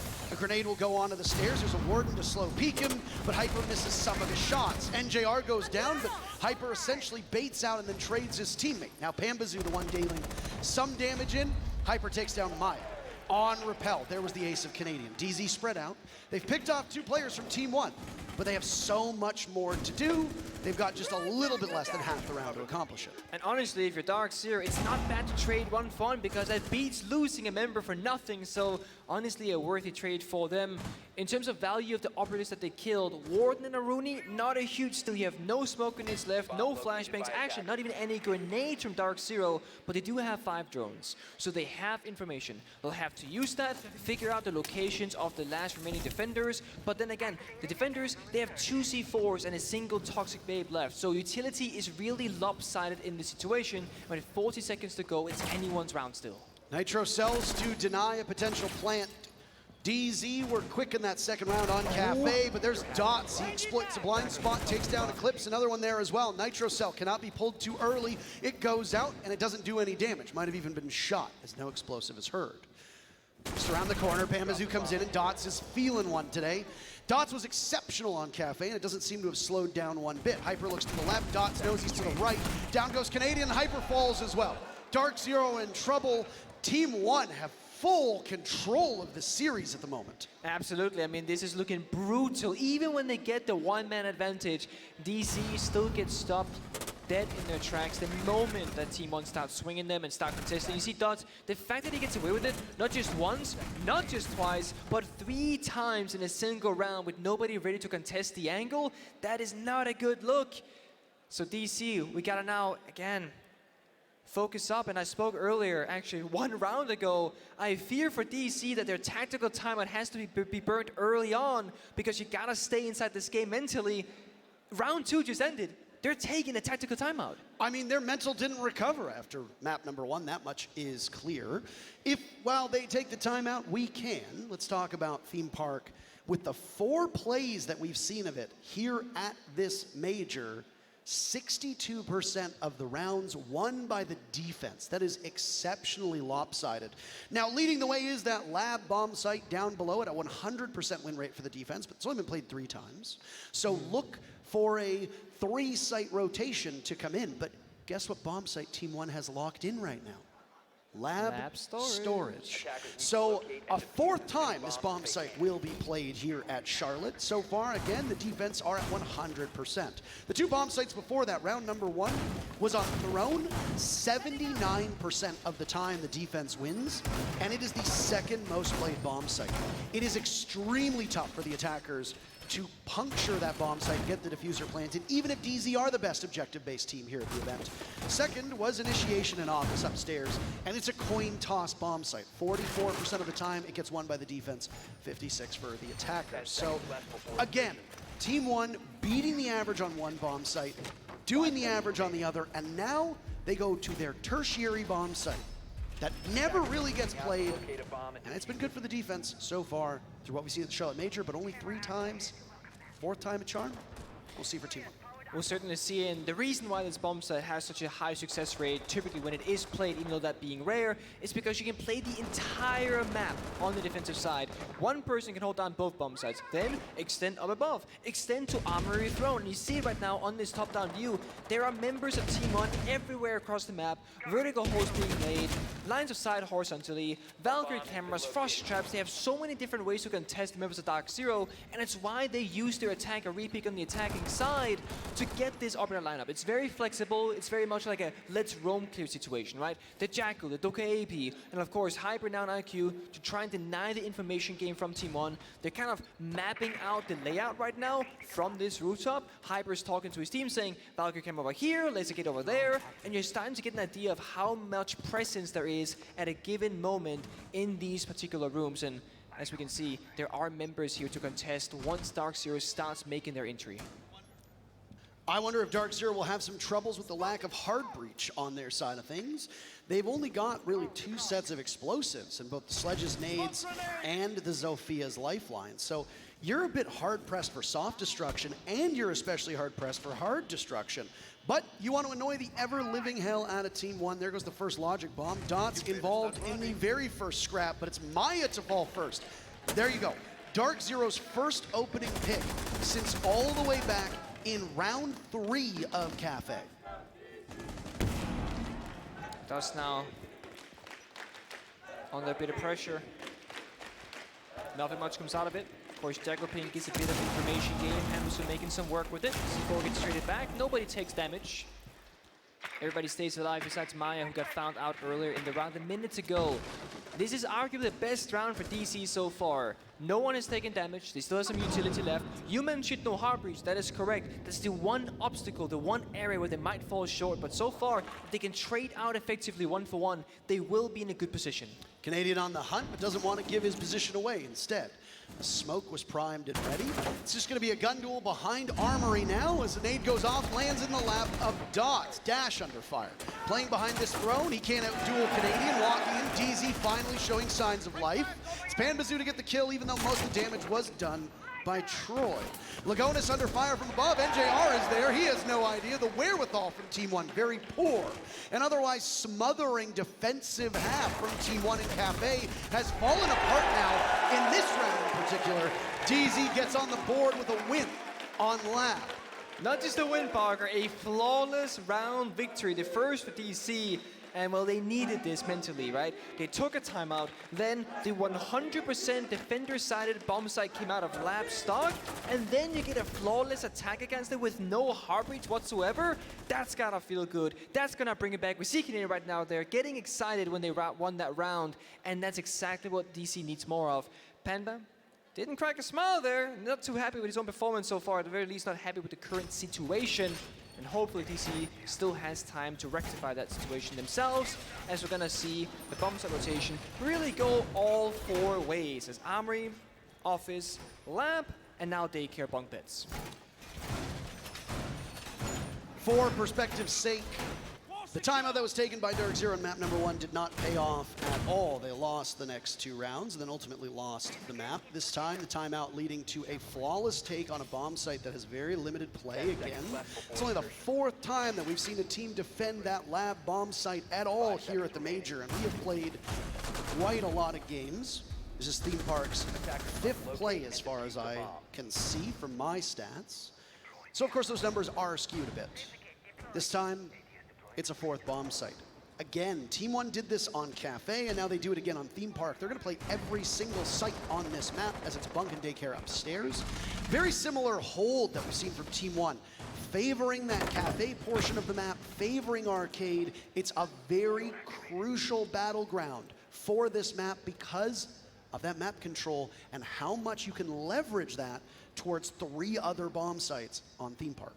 You also need to keep in mind that why is Team 1 always putting a player on the arcade stairs? Because that is a frequent thing. Like every single time you see Rise on the staircase. The reasoning? Well, Melusi is banned by Team 1 themselves. You always have a Banshee, which is Melusi's gadget, on a staircase to ensure that you hear if someone walks up the staircase. The barbed wire is a lot tougher to hear sound cue-wise. So because this operator is not available, we are seeing a crazy amount of presence on the arcade stairs. And of course, you also see a member of this Maya, who's also playing top yellow, again, securing those positions to the map. Canadian walking down below, ratting around, gets the opening goal to Dash, who's the most aggressive player, now dead in the grave. Dash and Dots have been 2 of the standout performers for Team 1. If they have a sluggish first half, it can make it mighty tough for Team 1 to pick up the pieces on the side swap. Again, Team 1 are on the favorable side here. Maya takes an engagement to NJR. 1-4 Team 1 to even us back into a 4v4. LMG in the hands of Hyper, dealing an abundance of damage to Dots, but now Lagonis is down, Hyper on a tear, putting in a much better performance than we saw out of him on Kafe. So Hyper's woken up, and the rest of DZ seems to be following suit right now as Eclipse gets one of his own. All falling by the wayside. A second kill for Maya keeps things even, but still favoring DarkZero. Positioned by the bomb chassis. You have Team 1 watching the main entry points as DarkZero storm through opposite initiation. Hyper picks up yet another kill, this time onto Dots, and Maya is not long for this Earth. A huge round from Paul, Hyper himself, and DZ have suddenly evened the game. I believe that basically puts Paul in the same amount of kills he got in all of Kafe, if not more at this point, which really bodes well for DC. NJR not doing too bad himself. 3-3 as he fell in that round to Maya. Pamasu still needing a little bit more time to really truly fire up. You see there Paul really happy knowing that he had a big performance and a big impact in that round on the Fink LMG, finding 4 kills. Attackers need to locate and defuse as many Well, bombs as they can. Lab and Bunk do not work out in their favor, so why not go back over to All Reliable? Team 1 could have gone to this bomb site if they so chose on the last round, but they opted not to do that. A bit of an experiment onto a bomb site that has a 50-50 win rate, which is Bunk Daycare. In this case, attackers came out on top. Smothering is a word I've used to describe Team 1's defenses a number of times, and I think it is accurate based on what we've seen at a Kafe and a little bit on Theme Park, but not quite over those last 2 rounds. DarkZero struggled on the entry. They struggled to get opening picks. They struggled on operator info. They struggled on positioning and location. Then they struggled in the gunfights when they did find the Team 1 players. That was not the case for the last 2 rounds. No. Team 1, they seem to be getting beat out on this entry. And it looks like the support play of Team 1 falls apart quite quickly if they surrender an early pick or 2. Which goes to show you why teams like Team 1 and W7M, also from Brazil, play so aggressively on defense right now, and it really does work out for them. DZ need to confront the offsite players quickly. Or maybe just sprint into the bomb site. Pambazoo on the Nook. He's inside of maintenance. He can rush to the doorway of Throne whenever he so chooses. If there's a pair of eyes from Team 1 in that direction, they'll see him. The door is closed, though. Reinforced, barricaded up. You're going to have to shoot that. It'll give away the position of the Nook. I believe that right now DC is trying to give Pambazoo a way into this map and into this game because you want to give him a little bit more freedom. If he says he wants to play a certain operator, the Nook for example, let him do it. Make him feel like he's going to get some impact and some value out of it because Pamba and other operators haven't done anything spectacular. You're giving Canadians so much room by picking this Jackal in the Dogaevi, walking around solo bolo. You can also let Pambazoo do that same thing and find success, but it's Hyper once again holding down the fort for DarkZero, 8-2 right now on the board. Dash had given his position away by that Nitro Cell just a couple seconds earlier, and DarkZero were very happy to greet his aggression with aggression of their own. Now Hyper surges forward, sitting on 8-2 kills. A performance like this would have certainly netted a different result, but a drop from Pambazoo now takes out Maya. DZ very close to pushing these offsite players away. But Team 1 have forces scattered throughout the map still. Dots is inside a connector. That looks to be the only player that's actually in the bomb site, unless Lagonis is in Throne. Yes, he is. Could have been over in Barrels. Both watching on split. These are the human claymores right now. One on the left side of the door, one on the right side of the door. Rise, he's good as gone. Goodness, what is happening right now is it's Hyper to get the kill, though he wasn't the one to get the down. Dots will have to get aggressive to stop a push. Another flawless for DarkZero is very much possible. There's no Finka in play for DZ, so any damage that's done is permanent. It leaves us with 45 seconds now, everything at a standstill, waiting for DZ to escort that diffuser. This is why DC is so strong. They're disciplined, right? They're not taking 1v1 combat. They know they have the numbers advantage. Do the vertical, get open the breach, try and find the kite claw, and then you start executing with all 5 members. You don't want to isolate yourself. Playing it beautifully. Now they gotta close out the round as well. They'll be able to open up the wall that Dots is playing beside and giving his position away. A nice slow peek from Hyper. He gets out dueled, no flawless, but DZ answer back, leaving Lagonis in a do or die, but it's die situation. 3 rounds in a row for DarkZero. They take the lead. There's life. We see it. And every member of DC now has had something to do on both Kafe and now Theme as well.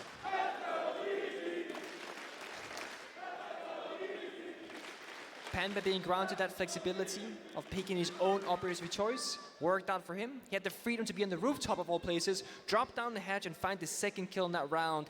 And I think that grants him enough confidence to really say, you know what, I can still shoot back, I can still fight these guys, I just need the right approach. And that actually right there, that is going to force Team 1, or make them choose to take a timeout. I think you have to force them. I mean, you now at best will tie on defense of Theme Park. You should be winning at minimum 4 rounds, maybe 5 rounds on defense of Theme Park to keep with the overall ratio of attacker to defender wins. So Team 1 have already failed at their objective. Win 4 rounds, you're not going to get it. Force a timeout because things are getting worse and worse for Team 1, it seems like. A flawless round to start off with, okay. Bunk doesn't look that great, but not terrible. Throne was pretty dominant for DarkZero as well, almost a flawless too. They only surrendered a single player. So DZ have warmed up. They took their time out. They shook the cobwebs out of their heads. Whatever pressure was on their shoulder dissipated to some extent. I know that DZ is still playing under that emotional pressure, mental pressure. But Team 1 are falling behind because in 1 round's time, DarkZero is going to go on to statistically the better side. And on their map, on the better side, should be able to close this one out no problem if things go according to plan. I don't know what the script writers have written for this, but it seems like with DarkZero already taking 3 rounds on attack, that Clubhouse is looking more and more likely, which would be our first third map. G2 and Liquid were done in 2. If you're Team 1, you're taking a timeout on the final round of your defense, how much of your focus is going to be on when you move to attack? I mean, you certainly want to choose what bomb site do you finalize on, because every single bomb site was open to Team 1, so they could choose literally for free. They chose this one, the bunk bedrooms bomb site instead. They have the utmost confidence, but as you mentioned, you can't just look at the next round. What about on their attack inside? And we have to question, will Team 1 be as confident, as aggressive on Theme Park attack? Because it's a difficult challenge.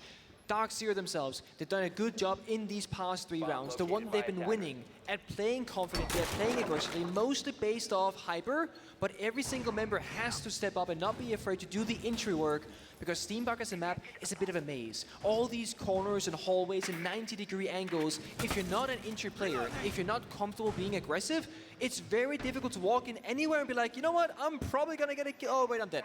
So it's super important that you have somebody leading the charge that believes he can get inside the room and other people can just follow along. I love this here, by the way. They've done it 3 times now. You go below, you block the floor, flashbang, grenade, and you clear out the shield. No nade, I said, no nade, there it is. Nade comes out as well, shield is gone. It's a very safe method of clearing up this position that otherwise is dangerous.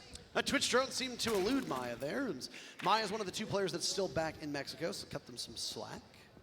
As we are playing on the land build, by the way, on stage, and the 2 players from Mexico are still at that same ping that they were at previously, but Team 1 getting that massive leg up when 3 of their players get visas at the last second. Lagonis could come to blows with the buck down below. Less like Lagoatness right now, as he's 1 and 4. Half of the round ticked away. DarkZero sitting down below in the bottom of Arcade, just waiting ever so patiently. They want clear passage up the top of the stairs. There goes NJR, but the Warden looks in the wrong direction. Lagonis is not quick enough. Rise would need to be the one now. Duel them, and he does! 2 huge kills, but Panbazoo right back on it by taking out Lagonis. Eclipse now the one to take some damage. Aruni Gate is back up. That's the one that Eclipse had dealt with before. His gun deals with Maya instead. Now Canadian behind the deployable shield as DZ own that kill feed. Dash and Rise in a 2v3 that becomes a 1v3 as Rise is down in an 0v3. The first half is DarkZero's. They escape 4-2. And who showed up the most that round?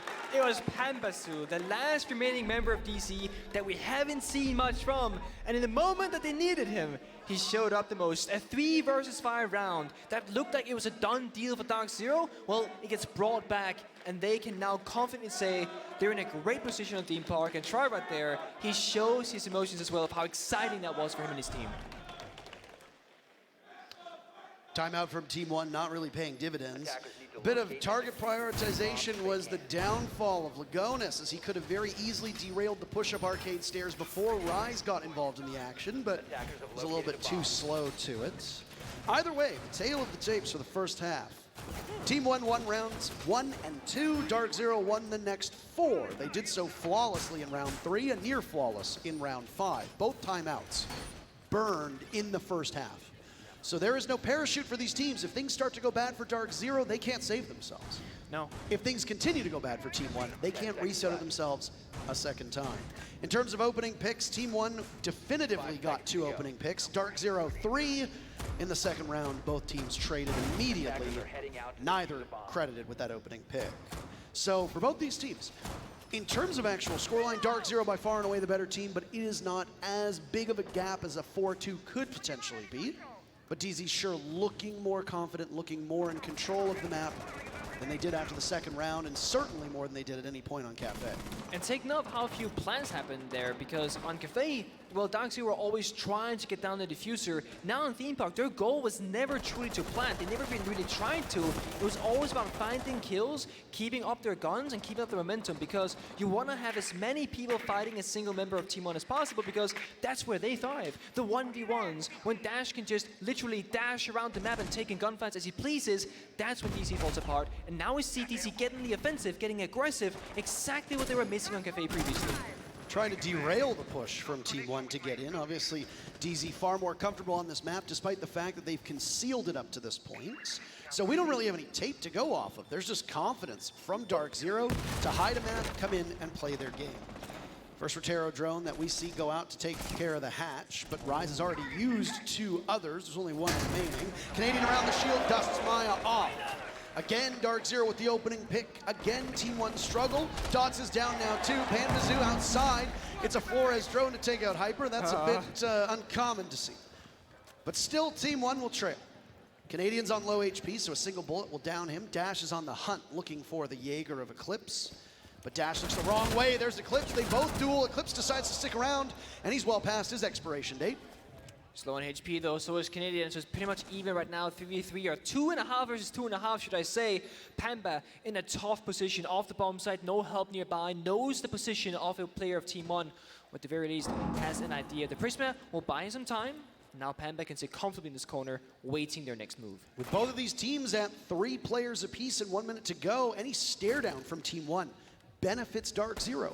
DarkZero doesn't need to go anywhere, they just need to sit and wait. And Team 1 are far away from being able to get into the bomb site right now. Down goes Rise, Panbazoo is there, patience rewarded.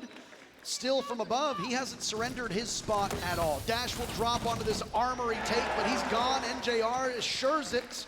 It's Lagonis, Diffuser, heralding his entry, and Toxic Canisters will stop him for now. NJR still has 2 of them remaining. There goes the wall. NJR to the left. Again, with those Toxic Canisters, can buy as much time as possible. This is a distraction from Lagonis. And he'll just trudge on through. There's another door in the way. Oh my goodness, you don't see it coming, NJR, but Lagonis is here. He can easily pull it off, but with 10 seconds to go, he's got a plant. Vulnerable for another 3 seconds. It's a drop from Panbazoo. Lagonis gets off looking for kills. Panbazoo shuts the door on that opportunity. The comeback for DZ very real. They've got 5 rounds in a row. And again, I had to credit the DarkZero's capabilities in 1 versus 2, so 2 versus 2s, the discipline. While Pamba took that final gunfight, well, his last remaining defending teammate was just hiding in the corner. So if Pamba wasn't successful, the timer would run out. You're gonna see right here, Lagonis had a nice injury, a nice distraction. And while this fight was happening, well, there was just no chance DC could throw that round in the bin. They were playing the game of sacrifice. And Pamba, well, he was chosen, but he wins every single fight that he picked in that round. And Pampa's now, well, not topping the board, but he's almost tying up with Hyper as he's on 8, and Hyper is on 9. The 3 players on DarkZero to watch are Hyper and Panbazoo, as you talked about, but also NJR. NJR is a very flexible player, and they use him as they need. The big reason why DZ picked up Panbazoo was because they wanted him to be aggressive on entry. Hyper doesn't tend to be as aggressive an entry as you expect. So you get somebody like Panbazoo who can go in and make space. Maybe Hyper follows up and gets some of those kills. But DZ are really flexible on those roles. Can really use them however they want. We see the same from Team 1, by the way. Lagonis will show up, as people do refer to him as Lagoatness, and we have to keep saying that because we know that you like it. But it's been Dots and Dash that have been the standout performers for Team 1 that are both having, I don't want to say sluggish games. Dash hasn't been having a great game.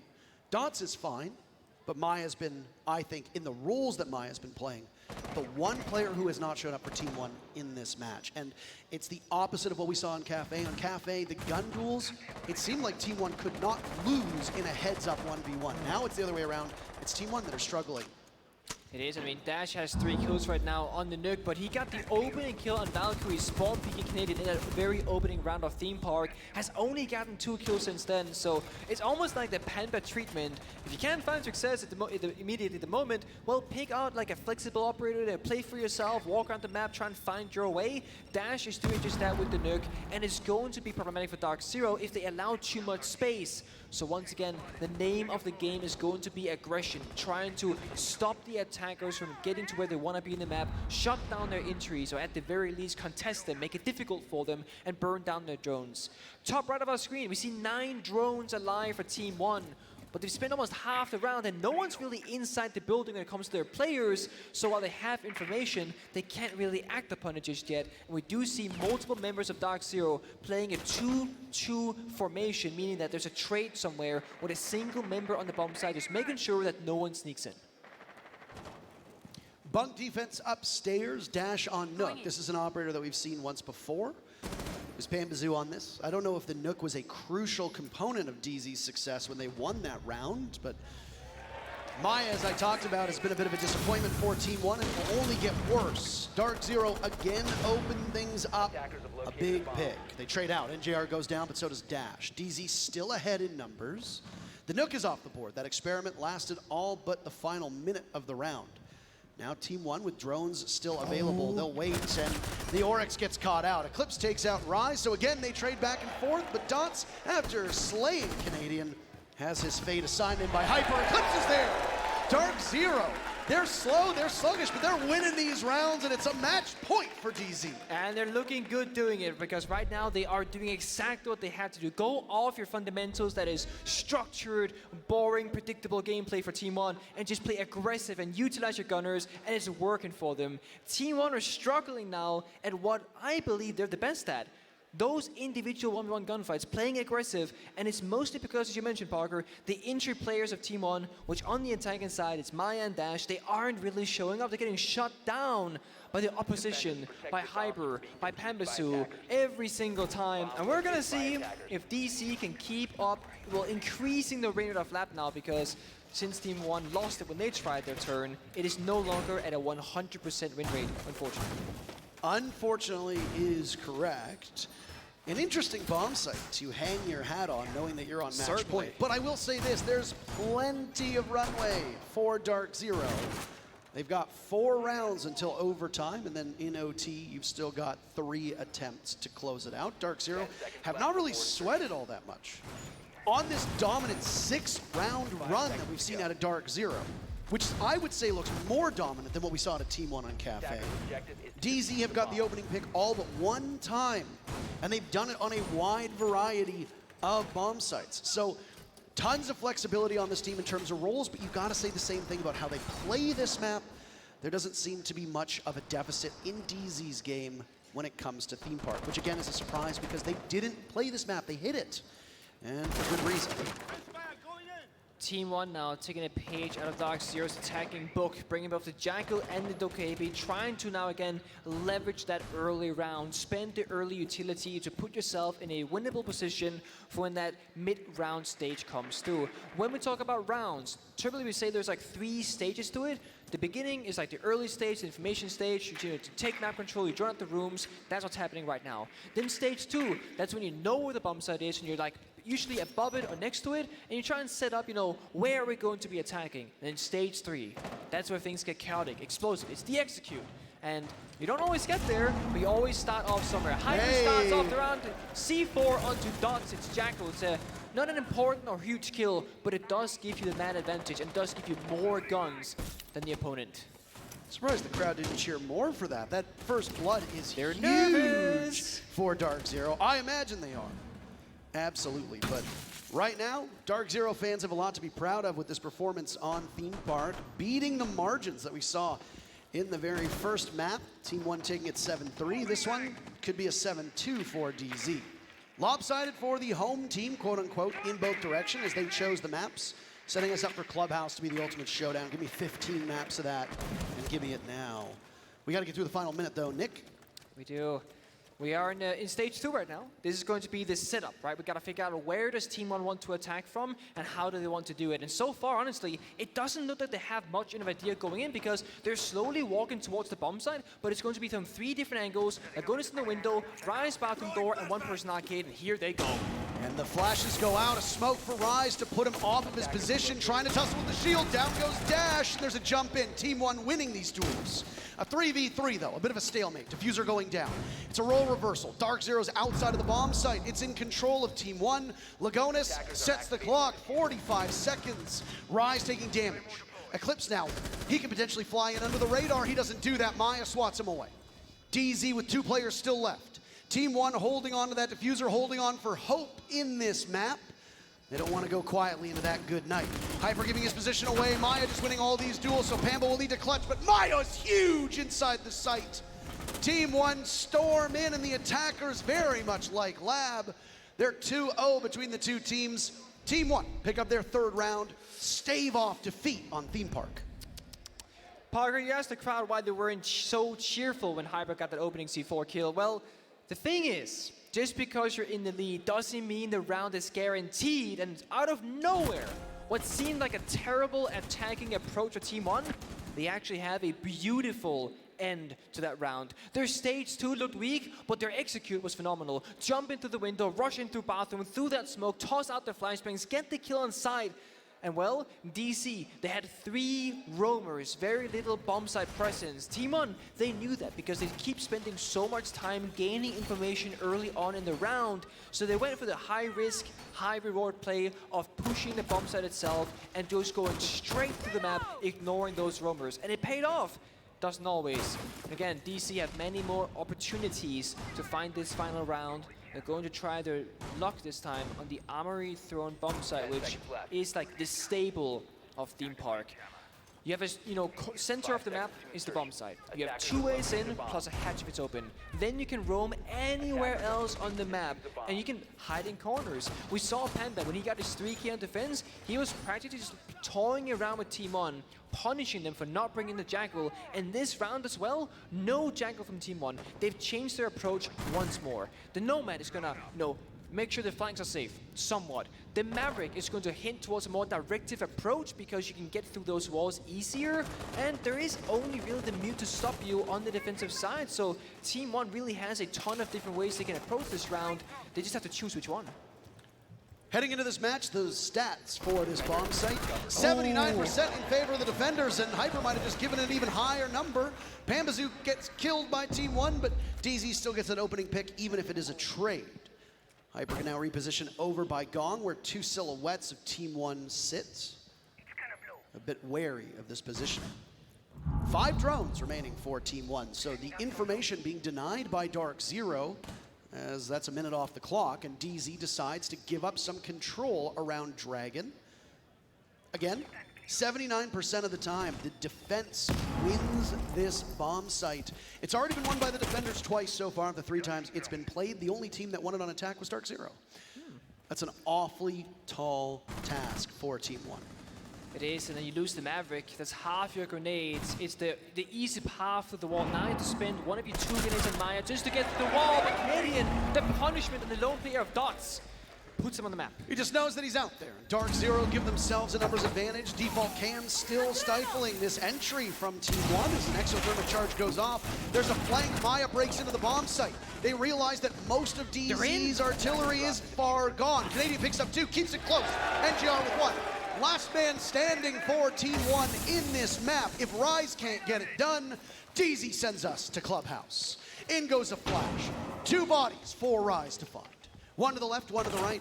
They set up a nice crossfire. He's as good as dead behind the throne. Do you want to play King? Bait out the diffuser. DZ need to get in close as they can as Rise falls off. He looks to the left. Smoke will obscure him. Sees one, but NJR says no thanks. We go to map 3. DarkZero takes their map by the same scoreline that Team One took theirs on just before. So now we're at even ground. 7-3, 7-3 situation. Both teams win their own map. We can completely reset for the deciding map of Clubhouse. Of course, DC, having gotten the most recent victory, can say with confidence that they feel better mentally and confidently going into this. Try getting hydrated for the final map. Well, the looks on the faces of DarkZero were long at the start of this map, and they didn't get much better. Even if they won, they know there's still so much more to go. Let's wrap up and put a bow on Theme Park before we go to Clubhouse. But we got a break ready for you. We'll be back in just a couple minutes.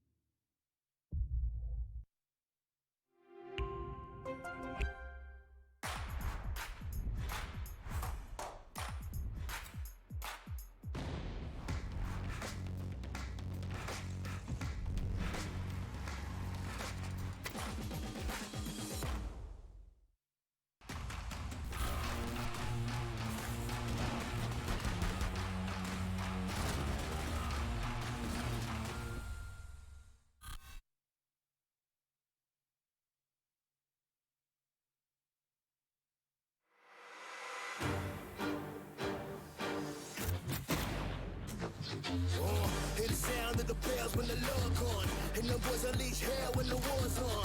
Bloodthirsty when the dogs put their paws on. You gon' tell them that they go a little bit of claws on. I'm the general, I can be worth something. My soldiers is ready to put a black hearse on them. Bring them to the wake, break them in a requiem and throw them in the pit and throw a little bit of dirt on them. Dirt on them, throw a little dirt on them. Trigger fingers in the air, put a little work on them. Work on them, put a little work on them. Trigger finger in the air, put a little dirt on them. Put a little dirt on them.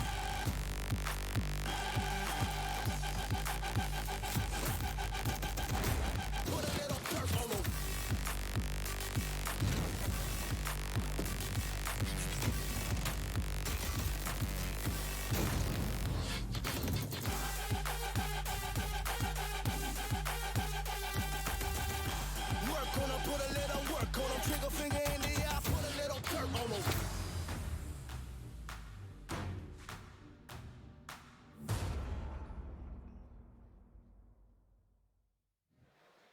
Welcome back to the Rainbow Six Siege Charlotte Major. And guess what? DarkZero got it done on map number 2. That means we are going to Clubhouse. But before we get there, we got to break down this last map. You know, we talked about confidence a lot coming into this one. And you know what? I saw a lot of it from DarkZero. Finally, we're seeing Yeah. DarkZero that we know and love back in action. It took a couple rounds, right? We had 2 rounds immediately where, you know, DarkZero were not firing back. They were making a lot of mistakes. And Team 1 looked like they were just going to repeat the same result that we saw on map 1. But Yeah. then we had the tack timeout get called in by Mint. He must have noticed something in the way that they were playing, the way they were coming. I bet you he noticed something in the mentality of the team. And he said, I got to call this tack timeout immediately. I don't care that there's only been 2 rounds. He calls it. Whatever he says to them, he gets them back on track. And from there on, DarkZero looked nearly flawless in their executions. Mint makes my job easy for me because it's very easy to say, Mint called attack timeout, DarkZero won 6 rounds in a row, starting it off with a flawless. But I think, you know, the message on that timeout was, look, boys, we know we're good on this map. Let's stick to our processes. Don't let them affect us. Let's strut our stuff. And they went and did that. They got four attacks on Theme Park. And once you've got 4 attacks, it's virtually impossible to lose the map. Yeah, and I want to talk a little bit about Team 1. Their coach, Intact, unfortunately not here with us in Charlotte, but with the 2 players still in Mexico. And it can be sometimes harder when you don't have your players right in front of you to really gauge where they're at mentally, gauge what they need to hear in a game like that. And that might be one of the reasons why when Team 1 took attack timeout, it resulted in 0 rounds, at least nothing immediately for them. They continued to lose round after round after round. It didn't have that same effect that we saw from DarkZero. Yeah, for sure. I mean, going from 0-2 to 6-2, and then, of course, you know, Team 1 does claim a round, but DarkZero closes it out. One thing surprised me towards the end of it, and it was very much a reversal, right? 3-7 for DarkZero map 1, 7-3 for DarkZero map 2, and towards the end you started to see the same stuff from T1 that you saw from DarkZero map 1, where you just had people getting killed hanging outside the building, you know? Yeah, we saw the same run a couple of times over by the balcony outside of Cache. I mean, there were a couple of times that, like, DarkZero was getting aggressive and Team 1 really weren't responding to it at all. They were never expecting it. And, you know, sometimes DZ, I mean, we talk about them being kind of a passive team, maybe a team that doesn't get all up in your face every day, but they can do it, and they can make some really, really nice plays with it. I think they definitely took Team 1 off guard for the last couple of those rounds on defense, and it speaks back to that confidence that we were talking about earlier, right? They're finally back in the right mental headspace, and it's really showing in the server. Yeah, you get the crowd back into it too. You know, I gotta say, it was sounding a little bit like a library in here for a little while. But DarkZero turned that one around. Everybody seems a little bit more hyped now, as they should be, because we're going to map number 3. But it's not over yet. But before we kind of talk about the next one, let's talk about one specific moment in this particular series. I believe it was round number 5. And this was an interesting kind of like a roaming clear from DZ. Very thorough, very methodical, wasn't it? So I think this is what DarkZero does better than any other team. I think this is peak DarkZero. And this is not going to be an exciting clip. I'm just going to tell you right now. Because it's about a minute long and they're just roam clearing. First they spot out Dash. They catch him with the drone over on the top right side of your screen with showers. And then as he's trying to back out of bathroom, they catch him through the wall going Cache into office. So that's how they find the first one. And what I love about DarkZero is how they're able to really isolate these Team 1 players. There's another drone catching the guy on the bottom. Beautiful dodge of the C4. Then Pamba drops the hatch to be able to take down Maya. An incredibly sick play coming in from him there. And then we've only got a couple of players left from Team 1. The final roamer is up there in Drug Lab. and they're going to be able to hunt him down, isolate him from the rest of the team. And first they've used the drones, then they've used the Nook. Now it's going to be Hyper using that Jackal scanner to find the footprints and watch him line up a shot to Rise. Boom, gone. And you know, it's not the funnest clip, but that's exactly what DarkZero do right. Yeah, of course. And I think that's how theme parks should be taken. Obviously, this is our second theme park in 2 series now.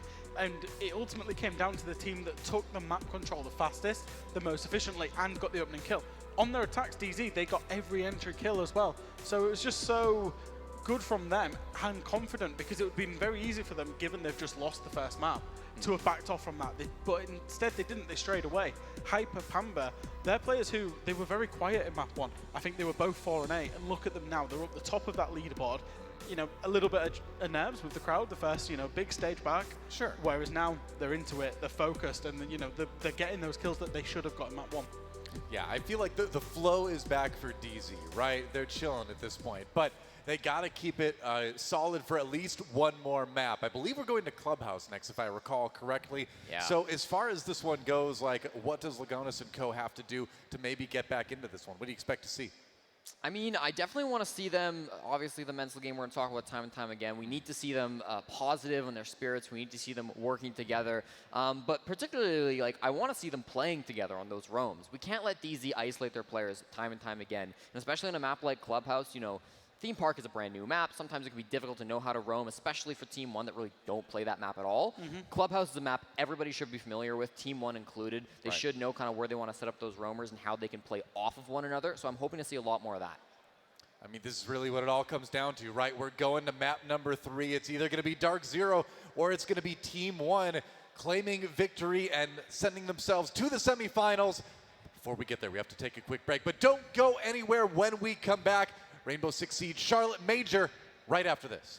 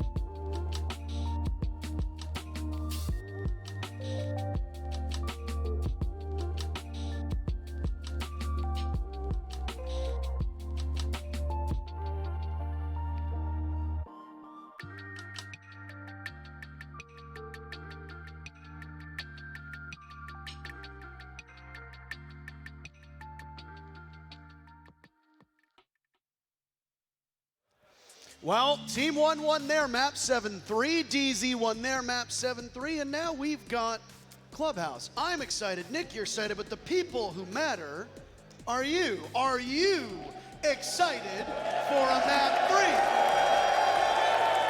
I believe the people have spoken. It's on Clubhouse, Nick, between these two teams. Yes. Who comes out on top? What are the key points to watch for Team 1? What are the key points to watch for DarkZero? The thing about Clubhouse is that you can't play extremely aggressive as we saw Team 1 do on Kafe. But you also can't quite play it as, as loose as on Theme Park. So I believe Clubhouse is a nice demonstration of the middle ground between these two maps that we saw in the beginning, where, well, each team found their own success at different times. Obviously, execution is the name of the game on Clubhouse. Strategy. How many different ways can you attack the same bomb site? And without bias, I have to say, I have faith in Troy Canadian and the side of DarkZero, but Lagonis and Team 1, they also know a thing or two about executes. We are going in, same numbers, by the way. Nice. 69 to 31% in favor of DarkZero, so that hasn't changed a whole lot. And the first operator bans are showing up on your screen. And Team 1, they really keep throwing these specific target bans towards DarkZero because they've banned Thermite of all operators on Clubhouse. Thatcher follows up shortly after. Thermite's prominence on this map is quite high. He's one of the more favorable hard breachers that get brought out, but teams will use any of the 4 that are available at their disposal, especially if you're attacking on that bottom floor. Hibana is going to be brought more often than not, but we've seen teams bring both Ace and Thermite as the 2 hard breachers for a basement execute. Of course, Thermite is going to be a very strong operator when you want to open up that jacuzzi wall, when you want to open up the CCTV wall, and you can use them on the church wall down below as well. Bar Stage has been played a number of times. Its pick rate continues to rise as this event goes on. Operator bans are in, and you made some noise because that target ban on attack from Team 1 is answered by a target ban on defense of Vigil. The other 2 operators banned out are Thatcher and Kaid. So this is like really early theory crafting. The Vigil is obviously like the what we call the SSG basement roam. Like, yes, SSG is in the server, they're not here, but most teams have a very similar strat that kind of was made, inspired from that, where you do a basement defense and you roam up above. Vigil is used there quite frequently. The same thing for Thermite. Normally when you play Clubhouse, you will put mute jammers on all the exterior walls, and I wouldn't be surprised if Dash on this basement defense will do just that. Go up, reinforce off server, or reinforce off jacuzzi, and slap a jammer on it. And that's where Thermite comes into play. Because Thatcher is banned, you have no easy way to get through that wall besides Maverick. Because Thermite, he can just rappel upside down on the outside wall, put down the extra Thermite charge, and because the mute jammer range isn't big enough, you can just open up that wall in 5 seconds. Because Thermite is gone, that option is no longer at our disposal, and as Dash reinforces this wall, and supposedly or hopefully puts down a jammer as well, that's going to burn a little bit more time for the attackers as you're forced to go in that gym window and therefore get a line of sight onto the wall, then take out the jammer. And yeah, it's only 10-15 seconds of difference, but honestly, at this level of play, every single second matters. I mean, look at some of the teams that have had 2-3 seconds left. Yep. And a round is so winnable, but even 1 or 2 more seconds makes the difference between victory and defeat. So 10 to 15 seconds is an eternity when it comes to Rainbow Six. Very first defense for Team 1, who start the first 6 rounds on defense, will be down below on Church and Arsenal. Overall, Clubhouse is a coin toss, coin flip map. 49% of the rounds won by the defense, 51% of the rounds won by the attackers here at the Charlotte Major. So about as close statistically as you can get other than 50-50. Church and Arsenal, equally close. 51% in favor of the defenders, 49% of the time won by the attackers. So again, there's no real given as to whether or not Team 1 or DZ have an advantage here, unless you think the operator bans will play some part in this bomb site. I mean, the thing is, obviously, these operator bans will affect both teams equally. And sure, like Team 1, they knew they were going to ban the Thermite individuals, so they can plan around that. But I don't think it's going to be a game breaker, so to speak. And in this opening round right now that we see DC making relatively quick work off the map. They've cleared up most of top floor. They're now on the first floor itself, and they can start working the hatches. Kitchen hatch being opened up 2 pellets at a time. You do that because in case the defenders are impact tricking, you won't be losing any more pellets than necessary. And while that's going on, you have Canadian on the block with that secondary harbridge gadget, the can opener, opening up the moto hatch instantaneously. So the Kaid ban from DarkZero really means that the base and bomb site is widely accessible very quickly, and that's going to give you enough time to truly use that second stage of the round, this setup. Because that's where we're finding ourselves. Hybrid droning up blue. Meanwhile, we're droning down the bottom main stairs, droning down the kitchen hatch. We're gaining information that we can strike true when we choose exactly where that is. Pambasu. He knows that there's somebody rotating into blue, but Eclipse can't deal too much damage. But look at Pambasu! It's his world that we're living in, and Panda baby! A huge three-piece by Panda to start off this map. What a round by DarkZero, they're up 1-0.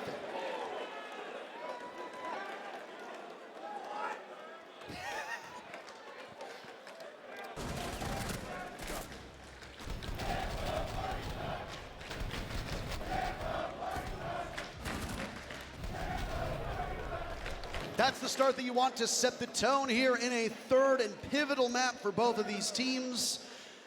This is essentially a best-of-1 at this point. It is. And DZ started off with some fireworks. Pambasu seeing the bottom main stairs, watches the Malusi pass. Great patience. Gets into the bomb site while the rest of his team mop up in and around Moto and Blue. Pambasu gets 3 big kills. Technically 4 because he got the down that was taken away. Almost an ace to start things off. Either way, I don't think Pamba's sweating over those kills because DarkZero got the result that they wanted. Absolutely, and I mentioned earlier how Clubhouse, you can't play as loose as on Theme Park, just kind of walking around for no purpose, no reason. And you might be like, well, Panda did just that. He walked down the long corridor and just found 4 kills. That's absolutely random and absurd. But it wasn't just Pambasu. People dropped down the kitchen hatch. Blue was under attack at the same time. Panda was actually thriving in the chaos, playing around his teammates, and the fact that Team 1 didn't have any information operators, and that's why immediately in the second following round, Dash is on the Valkyrie. They want to make sure they can cover these areas, well, as much as possible, because they don't want that to happen any time again. Of course, the bandit from Dot's not going to be massively effective because there is a Maverick on the board and in play from Eclipse, but you pick up the bandit just to stall out that time, force the Maverick to be used, and just again, to buy those valuable seconds that we spoke about earlier. And almost a minute has passed. They haven't started Maverick torching this wall just yet, and sure, Hybrid's there to follow up, so you could use the Selma charge if you want to, but then now you're very low on a heartbeat utility for the rest of the map. But the good news is that Maverick remains unbanned, so Eclipse can cut through that reinforcement. Enemy bandit batteries or mute jammers on the other side picked off. Holes go both ways. We have to say this every time. So if you want to be particularly bold, you can sit and fire back on the defenders through that opening. Team 1 doesn't want to do that, though. They're allowing clear passage into that CCTV component. A Flores drone takes out the deployable shield at the top of red stairs. If DZ tries to take main floor control and soldier their way up those same stairs, there's 2 sets of barbed wire that'll slow them down, and if somebody from Team 1's playing at the top, they can very easily swing. Second time for Canadian to get his Flores drone in. The Rotero drone goes. It's a great value so far that we've seen, as Canadian uses it onto the soft wall, creating an opening. Maya will be the one pressured on Garage Catwalk, and there's still a Rotero drone for DZ. Last one going in now, more destruction to come. But it gets shot away by Dots. Well played, rebuffed. 1 minute to go. A bit worried for the time here, because they still got to clear out Maya inside the garage. They've already spent some of their utility. 2 grenades off Pambasu is gone, but got 4 more combined between NGR and Eclipse. They gotta work that garage wall though, because it hasn't, well, it is an angle, but it isn't really a great one at that. NGR has rotated, and this Dash could get in trouble. And he does. Pambasu finds another. This is 5th kill so far in the second round. Well, it really is his world, and we're just living in it. Maya is still atop of the rafters and isolated. Pamba's gonna watch that position. Maya pops up the wrong way. This could be trouble. The grenades get caught. Both of them go in. Down goes Dots, and Maya outduels Pamba before getting down himself. NJR to capitalize. Up the stairs, Lagonis gets back into the bomb site. It's the 2 remaining SAS operators for Team 1 to hold against the tides of DZ. There's an adrenal surge that went before Panda died, so it gives a bit more staying power. Lagonis can pull out the shotgun at any point. Play this tight angle. He's the last man standing. Takes 1. Tried it out immediately. DarkZero snag round 2. So far, Team 1 not able to get on the board. You see it in the final moments, DC waited for Eclipse to rotate from the garage door up onto the CCTV balcony so that when Diffuser walked into the bomb site that was Hyper, there's a follow-up, there's a trade. DC playing much closer together and not really exposing themselves to those 1v1s that they did before, and it's really working for them. They're also, of course, finding opening kills and finding map control because Pambasu, in these first 2 rounds back-to-back, has created that space for them, taken that control and shut down Team 1. Garage and the time on the clock was a bit concerning because Maya was still there on the Wamai, but when you just plow through the opponents, the time, well, you only need 20 or so seconds, and that's gonna force Team 1 to go back to where they began on the basement bomb site with a few changes. A more aggressive lineup, if you will. The Mossy, of course, to assist the mute jammers, to slow down DarkZero and, remove their vision on those drones. Lagonis and Elysian, goo mines for information and again to slow down DarkZero when they come into contested areas. And of course, the information game from Valkyrie that really fell apart in that first round to make sure Panda doesn't walk into the bomb site again. They are trying hard to adapt to what DarkZero are doing. We have to watch DarkZero just continue up that same trend, if Panda will just keep on walking through the opponents, or if they will be the ones to adapt to Team 1's adaptation. Because this is that coin flip map, as we talked about, where it can break either way, there is only one bomb site that is decidedly in favor of the defense. It's Bar and Stage. Surprising. I said his pick rate has been going up and up and up. I would be curious to see if Team 1 will go there. Sitting at 67% of the time, it breaks in favor of the defenders. Let's not get ahead of ourselves, though, because Church and Arsenal still remains that 51-49 splits. First round, I'm sure you all remember, it was only a couple minutes ago. Pamba broke in and killed everybody. End analysis.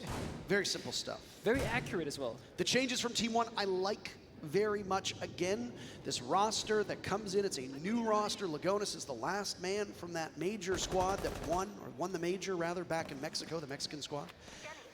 This time around, the flexibility that comes allows them to change on the fly. We'll see it, and we have seen it before, and we'll see it again when it comes to attacker repick.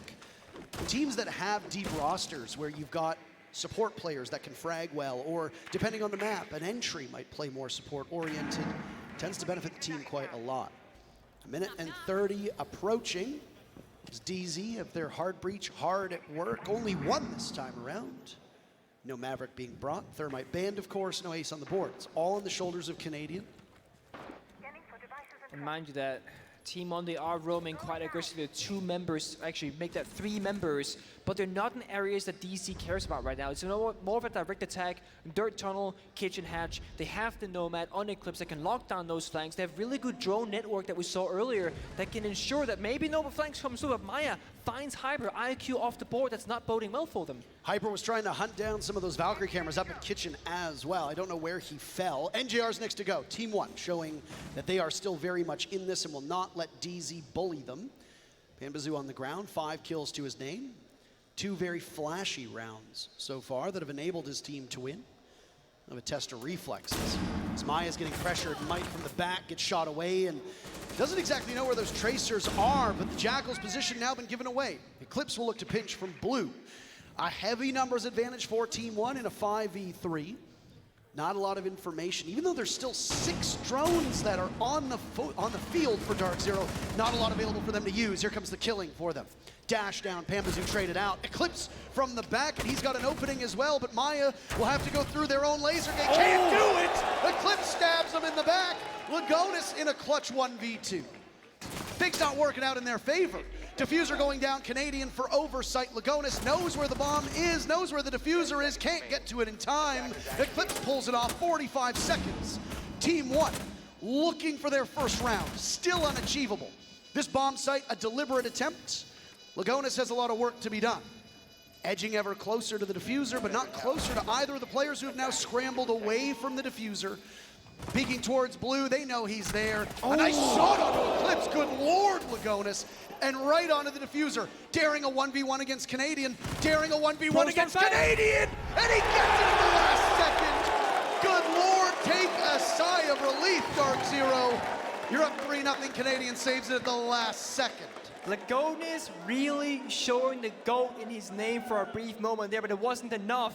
And DC, time and time again, in those 1 versus 2s, have the discipline to pull through. If you noticed, Eclipse was on the bomb site early alone, and he waited for Canadian to sprint across the map from Kitchen Hatch all the way to blue so he could drop down and cover while they planted. They took the seconds necessary to ensure the plant went down, and that is why they ended up winning the round.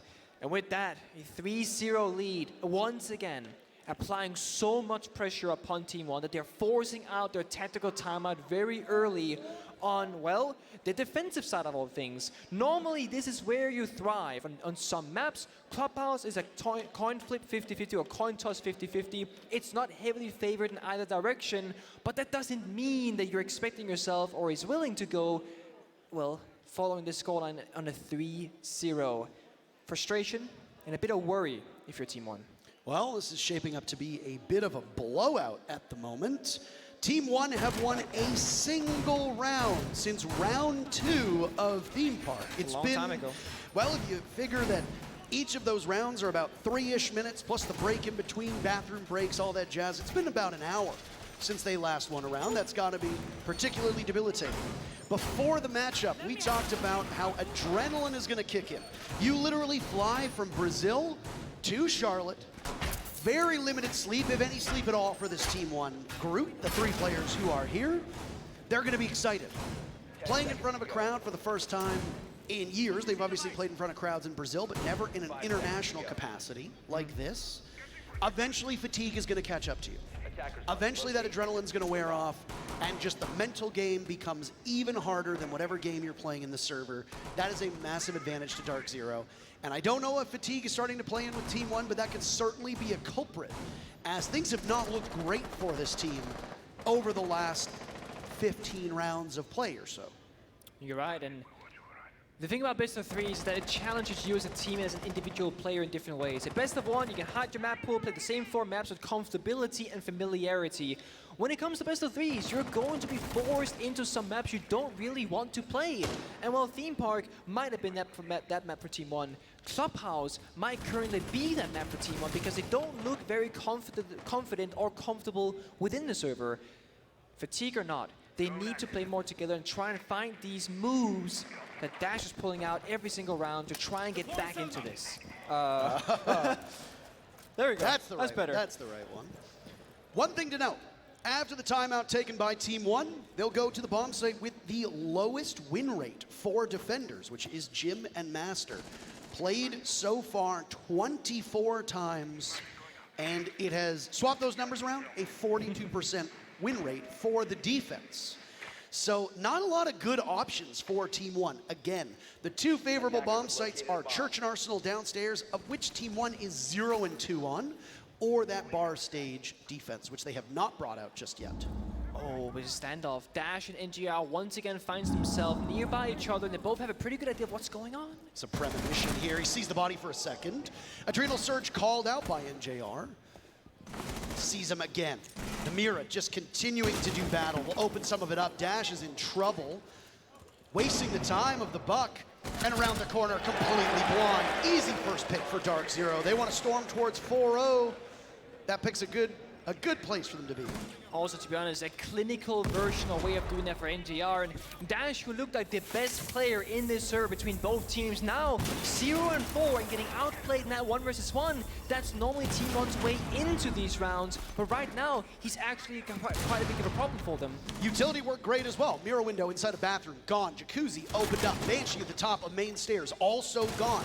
Bandit batteries shaken off of the walls. Rotero drones just blowing this bomb site up as another Adrenal Surge goes in. Dot slaughtered by NJR from below. Sees the Tracers. Outduels Maya. Somehow pulls that one off. Now it's Lagonis to go. NJR cleaning up. And an ace denied, but a flawless round for DarkZero in response to Team One's timeout. All right. It seems like this is, DC's time to take turns in these rounds. Panda opens it up, and NTR cleans it up on round 4 with that opening kill into Dash. 3 more to follow, 4 kill in the round. Canadian finds the last remaining member, and it's a 4-0 as Team One are going through every bomb site possible, with the exception of bar, and not finding any success at all. And they're gonna go back to CCTV. last time, that didn't go out either. I mean, there was a 3 versus 1 situation. DC went to 3 people left standing. They could have planted. They had full map control. And again, the early round for DC, utilizing their drones and setting up that network to gather all this information, knowing the positions of Team 1, is really putting them on the map because they're being able to find that first opening kill, which they've gotten every single round but one so far in Clubhouse. CCTV is the defense now for Team 1. Still 2 more attempts before this half is in the books. Again, because this is a map that is so close, 49 to 51%, this should be about a 3-3 scoreline. You're not going to get there. Team 1 can still try to salvage the half, pick up 2 key rounds for them. CCTV did not go in their favor, obviously. No bomb site has. Last time, DarkZero worked quickly to open up Garage, took out the Valkyrie playing down below, isolated Maya up top, took out the defense that was positioned at the top of red. It was almost surgical by DarkZero. The Team 1 that showed up on Kafe has been absent for the last 2 maps. And it's a troubling position to be in for them because they need some spark. And if the spark doesn't come, Team 1 won't catch fire. DZ will continue the snowball rolling down the hill, rolling down the mountain as it is right now.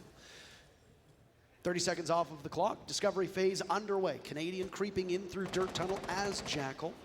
Most of Team 1 looks positioned upstairs in the surrounding areas around the bomb site, extended out over to Logistics and Master. It's time to become a stable of DC for Canadian to pick up the Jackal and just walk in somewhere on the map all alone. Of course, NTR is his turn last round and worked well in their favor, so it could work again. As Gideon makes his way up the blue stairs, could find an opponent soon. And well, he has the scanners, so he'll know their whereabouts. There is a guy nearby, it's Valkyrie. It's Dash, who's roaming around, trying to find an enemy of his own, but no combat contestation just yet. Because those footprints are red, he knows that there's another player nearby, this one on the Wamai, and he'll get the read on it. You know that Maya's in that position. That shouldn't surprise you if you're DarkZero. The one big difference, there's no Flores this time. This was a staple operator for DZ when they took this bomb site. Nitro cell from Dots is perfect. Down goes Eclipse. Nice start for Team 1. The Maverick will not be able to chew away at any more of that wall, but the job looks to be done at this point. Impact goes out.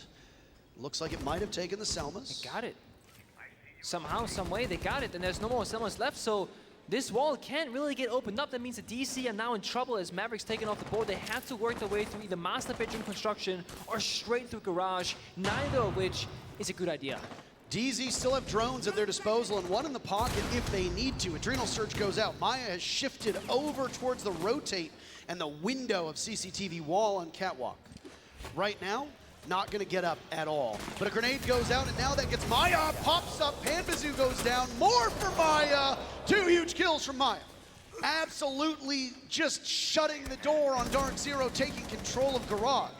DZ outnumbered, outmanned, outgunned, allowing Team 1 with these final 30 seconds to sit on their 4 players and await the diffuser in the hands of NJR and Hyper to cover. Team 1 just need to sit pretty. They know there's a buck in close proximity, and guess what? Dots is right there for 1, not good enough for 2. NJR is, though. He hops in, knows that Tracer's on the top of red is the position of 1, but he can't outduel Lagonis. Team 1 finally pick up a round. Confidence inspiring. And DZ looked like they themselves lacked information, something that had not been hard to come by those previous 4 rounds. Yeah, and it really comes down to how much time and trouble it took him to open up this wall with Maverick. And also, I'm not sure what happened to those Selma charges because every single wall is basically closed. And when Maverick's available to you, you should never get bandit tricked ever. A tiny hole on the bottom of the wall will deny the bandit. I mean, Kai is banned. There's no realistic way that the round should have gone the way it did, but sometimes that is just how things go. CCTV defended successfully, takes us to the basement for the 3rd time for the Team 1 squad with the same similar lineup it did the 2nd time, aka the last time they tried this, where, well, it didn't really work out for them. It was a flawless round for DC, and they made easy work of it. Actually, it was 2v1. It wasn't a flawless round. It's a clutch for Canadian is what it was. Yes, it was. It was. Back downstairs, Team 1 is going to go. Very final defense will be Church and Arsenal. 3rd time's a charm. Has not worked out in their favor, though. The first time was that Pamba clutch. Yes. DZ dominance. Second time, much closer as you talked about that 2v1 that ended up becoming a 1v1 to the miraculous shot onto Eclipse. Canadians saved it with a hair off on that diffuser, just a nanosecond. Very close. Very, very close. If that trend continues, then Team One will pick up a second round. Suddenly, we have ourselves a matchup. Is this an attacker-sided Clubhouse? That's the question that needs to be answered, or is DZ just the superior team? Because again, if 3-3 is the scoreline that you expect, even if DarkZero loses this half 4-2, a 3-3 scoreline gives them the match. No overtime needed.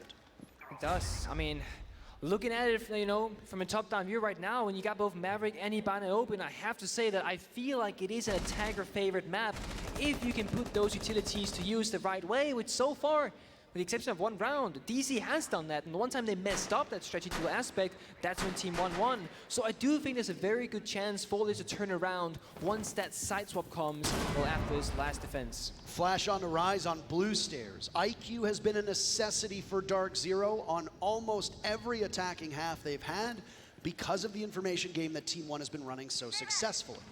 Valkyrie's been a mainstay, but you've also got those bulletproof cameras, you've got Maestros that have been played, you've got mirrors that have been played. All of this to try to give a leg up to Team 1 as to where DZ is coming from, and in a lot of rounds it's worked. DZ have to respond accordingly, and IQ is a sub-optimal pick for a lot of teams' lineups. They want more explosives, maybe more firepower. It puts DZ in a bit of a box.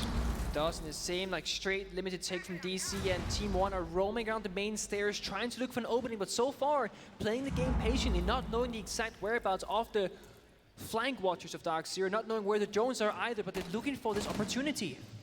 Dash will engage, still searching for his first kill. Maya was above as well in weight room. Two players from Team 1 holding down the fort down below. A potential third might join. Your cameras to give information. Final moments. Sluggish round for both teams. Canadian gives his positioning away as he just narrowly misses out on the legs of one of the players of Team 1. They scoot into church. Now it's Hyper over towards blue, but again, no real information. DarkZero don't have a ton of drones at their disposal. Pamazoo looks in the wrong direction, flicks over. Lagonis wins the duel. Now down goes Dash. 2 kills for DZ. They come out on top. Lagonis now is the one to die as Canadians on the hatch. Eclipse getting the diffuser down, and it's playing keep away for DarkZero. Don't let either players for Team 1 even close. 45 seconds for DarkZero to take their 5th round, or Team 1 to try to keep this one as close as they can, but it doesn't look close at all. Nick rises inside a church with unkill. A second kill cannot be found. Eclipse, after planting the diffuser, takes matters into his own hands. First half, DZ 5-1. Now plant another round win, and that is a 5-1 half. We don't see this very often, we don't. But when you work out the attacks the way you do, it was an unfortunate injury from Panther not checking down that final back end of the Room of Armory. But in the end, the follow-up is there because when one person from DarkZero walks in towards the bomb site, every single member steps up to the challenge and follows along. So it's all about this concept of you can either have 2 scenarios. You can have no plan and, you know, fall apart as a team, or even if you have a bad plan, as long as every single member follows along, it's not that bad at all because you're on the same page. And that really is something that anyone can learn from. Defending side, bringing out some unique operator we have yet to see so far in Clubhouse. Mira, as well as the Goyo of all operators in Clubhouse and Pambasu. While the side of Team 1, well, they're bringing out that stable core, bringing out, you know, 3 Harbinger currently, if you count Maverick, for both Ace and Ibana to follow up. Dash, as you mentioned, yet to find a kill right now. That's gotta feel bad. So we need to see something from him starting to come out on the attacking side, because otherwise we're playing 4 versus 5. That's not a fair game. 5 seconds to go. Tail of the tape for the first half, shall we? DarkZero obviously wins 5-1. The only round that Team 1 triumphed on was back in round number 5. A tactical timeout from Team 1 was burned after round 3. DarkZero still has their timeout available. In terms of opening picks, DZ had 3 undisputed opening picks, 2 for Team 1 in the final round, round 6. It was essentially a trade. 2 diffusers planted by DZ, both in the same bomb site of Church as well, which is now the bomb site that DZ goes to on their very first defense. It's true. So there was a Goyo canister placed on the barricade leading into dirt. So you try to make your advances through there, and guess what? You've got 20 seconds to wait and a big explosion that will let the defenders know of where you're coming from. The reason why that canister is so nice is because, yeah, as you said, once you open the barricade, the fire spreads, but also it spreads in towards the dirt tunnel because of the line of sight. If you put it like next to the wall, or next to the door rather, it will only spread in towards the bomb site itself. So a little bit of a utilization of Goyo there. DC, of course, having roaming presence in similar fashion set of Team 1 when they were on the defensive side. C4 goes out. No damage done. Hyper stays alive. Again, not a lot of information right now for DC in the roaming game. They're just guessing as to where Team 1 might be playing. They know that there's a roam upstairs over in weight room because the player from Team 1 who was by the stairs window. So if you can isolate Hyper, find him, kill him, you've managed to buy yourself a ton of time on that roam clear. But look at this, Nitro Cell from Pambazoo goes on to Maya, Dash is on the hunt, 2 players from DZ within striking distance. Dash does not have a single kill yet. Will it break? Yes, it will. NJR is back turned, and now Hyper will get the call. But Hyper thinks there's one inside a Master. How wrong he is. Dash instead on the main stairs. Maybe they thought that Hyper was the player above. Hyper is still in this spot, undetected. He is going to do a lot of damage here. Can have dropped the hatch to flank the main stairs, and Dash has no idea. Look at this, he's creeping up. It's a free kill. Dash is looking downstairs. Oh no. Dash just gets off a drone, and nicely done to catch the kill onto Dash. Oh! And a vault out from Hyper, and another one there, but Dots gets it done. Maybe not the best play from Hyper, but you take out the Hibana, you've still got 2 hard breachers from Team 1 available. What trouble can you get up to? The Buck getting into position to tear through some of the floor. They need Rise to give as many lines of sight to the basement as possible. That's exactly what that Skeleton Key is going to do for the next 30 seconds. You got mirror windows and Goyo fire canisters. You can buy so much time and lines of sight if you defenders. 1 C4 and Canadian. You got the tools, you got the manpower. 3v3 with sub 20 seconds left. And a reposition from both players inside a church now. Pambazoo holding onto the mirror window. The Goyo shield will go. That kept Dots at bay. Out goes some of the wall. Down goes Rise. DZ finding their mark. Lagonis in a 1v2. He needs to get the diffuser, which he doesn't have access to, but no time at all. It's a hopeless endeavor. Match point, series point for DarkZero. Getting close. After a slow start, we have found ourselves in a position of power, if you're a fan of DarkZero, because we are storming through these rounds, even when Team 1 gets the opening. Don't get the end.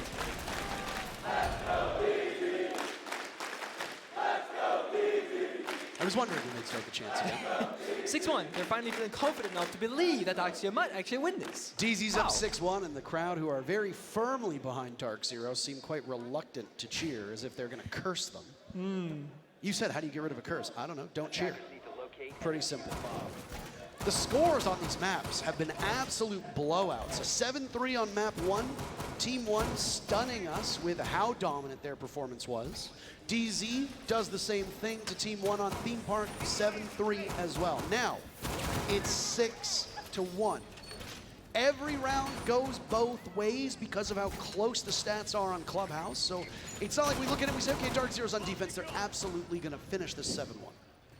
But DarkZero have looked like they are defying all of the odds. Whatever curse that people think has been put on DarkZero at LAN events, seemingly in the shadow of most North American teams, DarkZero gets slept on quite often, but this is a performance for the ages for them.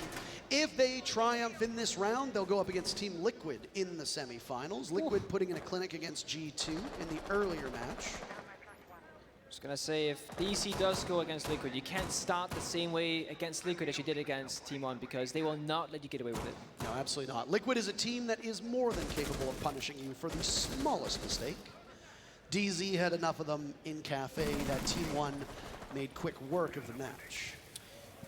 Since then, things have changed. Right now, even when Team 1 actually makes the right play and gets the advantage, they just somehow can't end up getting the round victory, because some way, somehow, every time a member of DC just steps up to that challenge, finds 2 kills, makes a big play, and evens back the score. And on this match point situation, when pressure is at its highest, it's no different. Team 1 has to do something and be the one to act.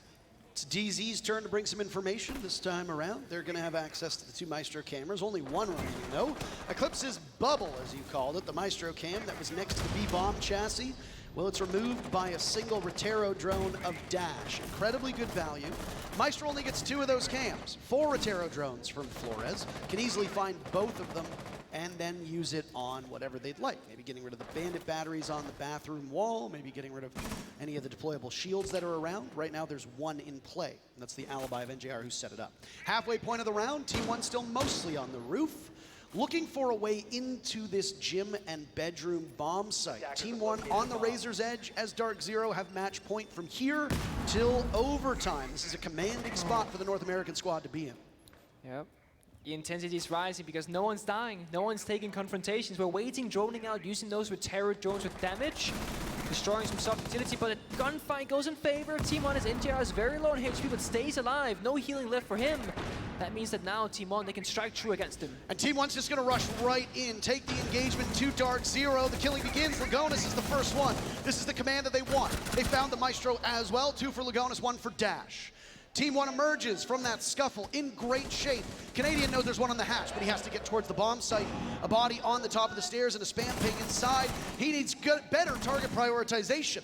Damage being done to Dots, but Hyper as well will need to get in 2, out-dueled by Dash. It looks like match point is good for DZ, but not good enough to give them the round. They'll have to wait longer. Team 1 pick up their second round on Clubhouse. And look at that, when Team 1 actually goes in with confidence and takes those initiations, that's when they succeed. Unfortunately, I will say, it's Lagonis, the support player IGL of his team, that has to kind of take that reins on the aggressive side of it. You'd expect your support player to be in the very far back, but most often than not, or more often than not, when Team 1 is actually going for these aggressive plays, you'll find Lagonis pretty much in the front, leading the charge, saying, I've already used my heart breach. When we go for this execute, the round will either be won here or be lost. So I don't have to really play so much for myself. I can just allow you guys to thrive by taking that first combat and work for them. 6-2 now as they find a bit more confidence on Clubhouse. CCTV upstairs, the bomb site for round number 9. Has the same win rate for the defense as the bomb site for round number 8, which is gym and bedroom, both sitting at 42% of the time going in favor of the defense. Even if DZ blow this round, it'll be a 6-3 scoreline with DarkZero going back downstairs to the much more favorable bomb site of Church and Arsenal.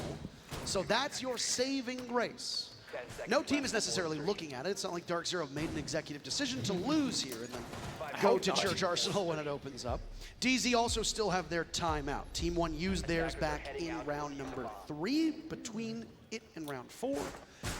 It didn't really work out. I mean, it got them around in round 5, and that was about it. Team 1 have had some troubles on attack and some troubles on defense. Their attacker lineup looking eerily similar to what we had before. Afinka being brought in to give them maybe a little bit of a boost, a bit of a top-up, favoring that Maverick and Ace combo for Hardfish. Another key point will be Flores. Dash used Flores exceptionally well in the previous round. Tons of value. Opening up soft walls, lines of sight, getting Maestro cameras, and some areas on the floor so they can play beneath. Oh, that's a lot of damage. Impact's gone out from one player, more to come from NJR as well. I will say DC made the executive decision to actually keep 2 walls and garage soft and reinforce those in office to construction instead. Bit of a different approach than what we see normally, and there's the Terror Drone. Value you spoke of, goes in, gets a ton of information, gets annihilated. Doesn't go further than that, but it still sees a little bit off the bomb side. Hyper, of course, playing on the catwalk rafters in a very important position for him.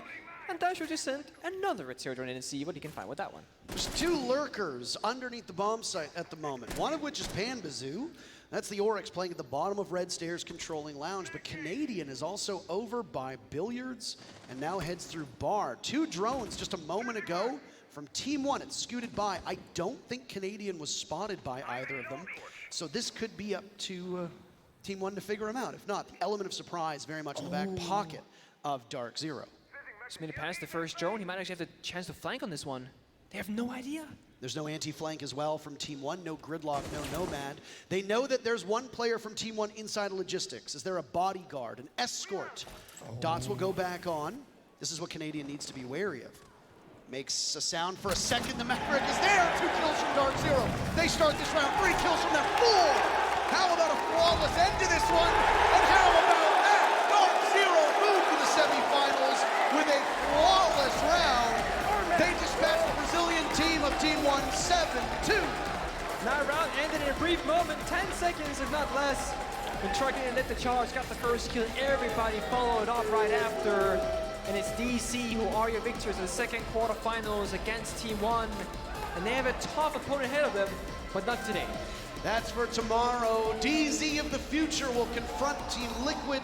It's a Brazilian path to the finals for DarkZero, should they want to play here on stage on Sunday. They started with Team One. It was a bit shaky, but they managed to find their footing in the second map. Things on Theme Park seemed much easier, and then Clubhouse was over much faster than that.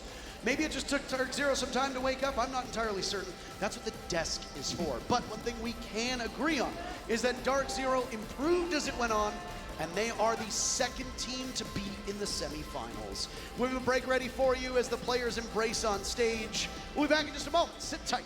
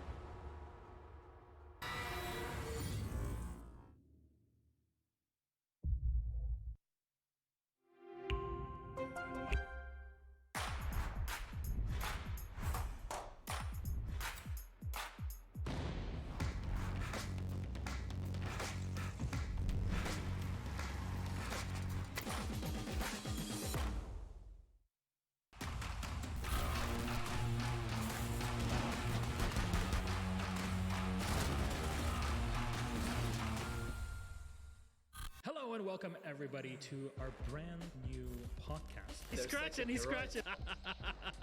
Tim had a great name for them if they did give it away yesterday. Looking for throw. Even if we're a bit afraid of you, we're not going to lose to you, that's for sure. So bring your horsepowers, you know. What are all those medals behind you? I saw that just casually there. It's just, it's a Mexico Major Shield. Yeah, it is.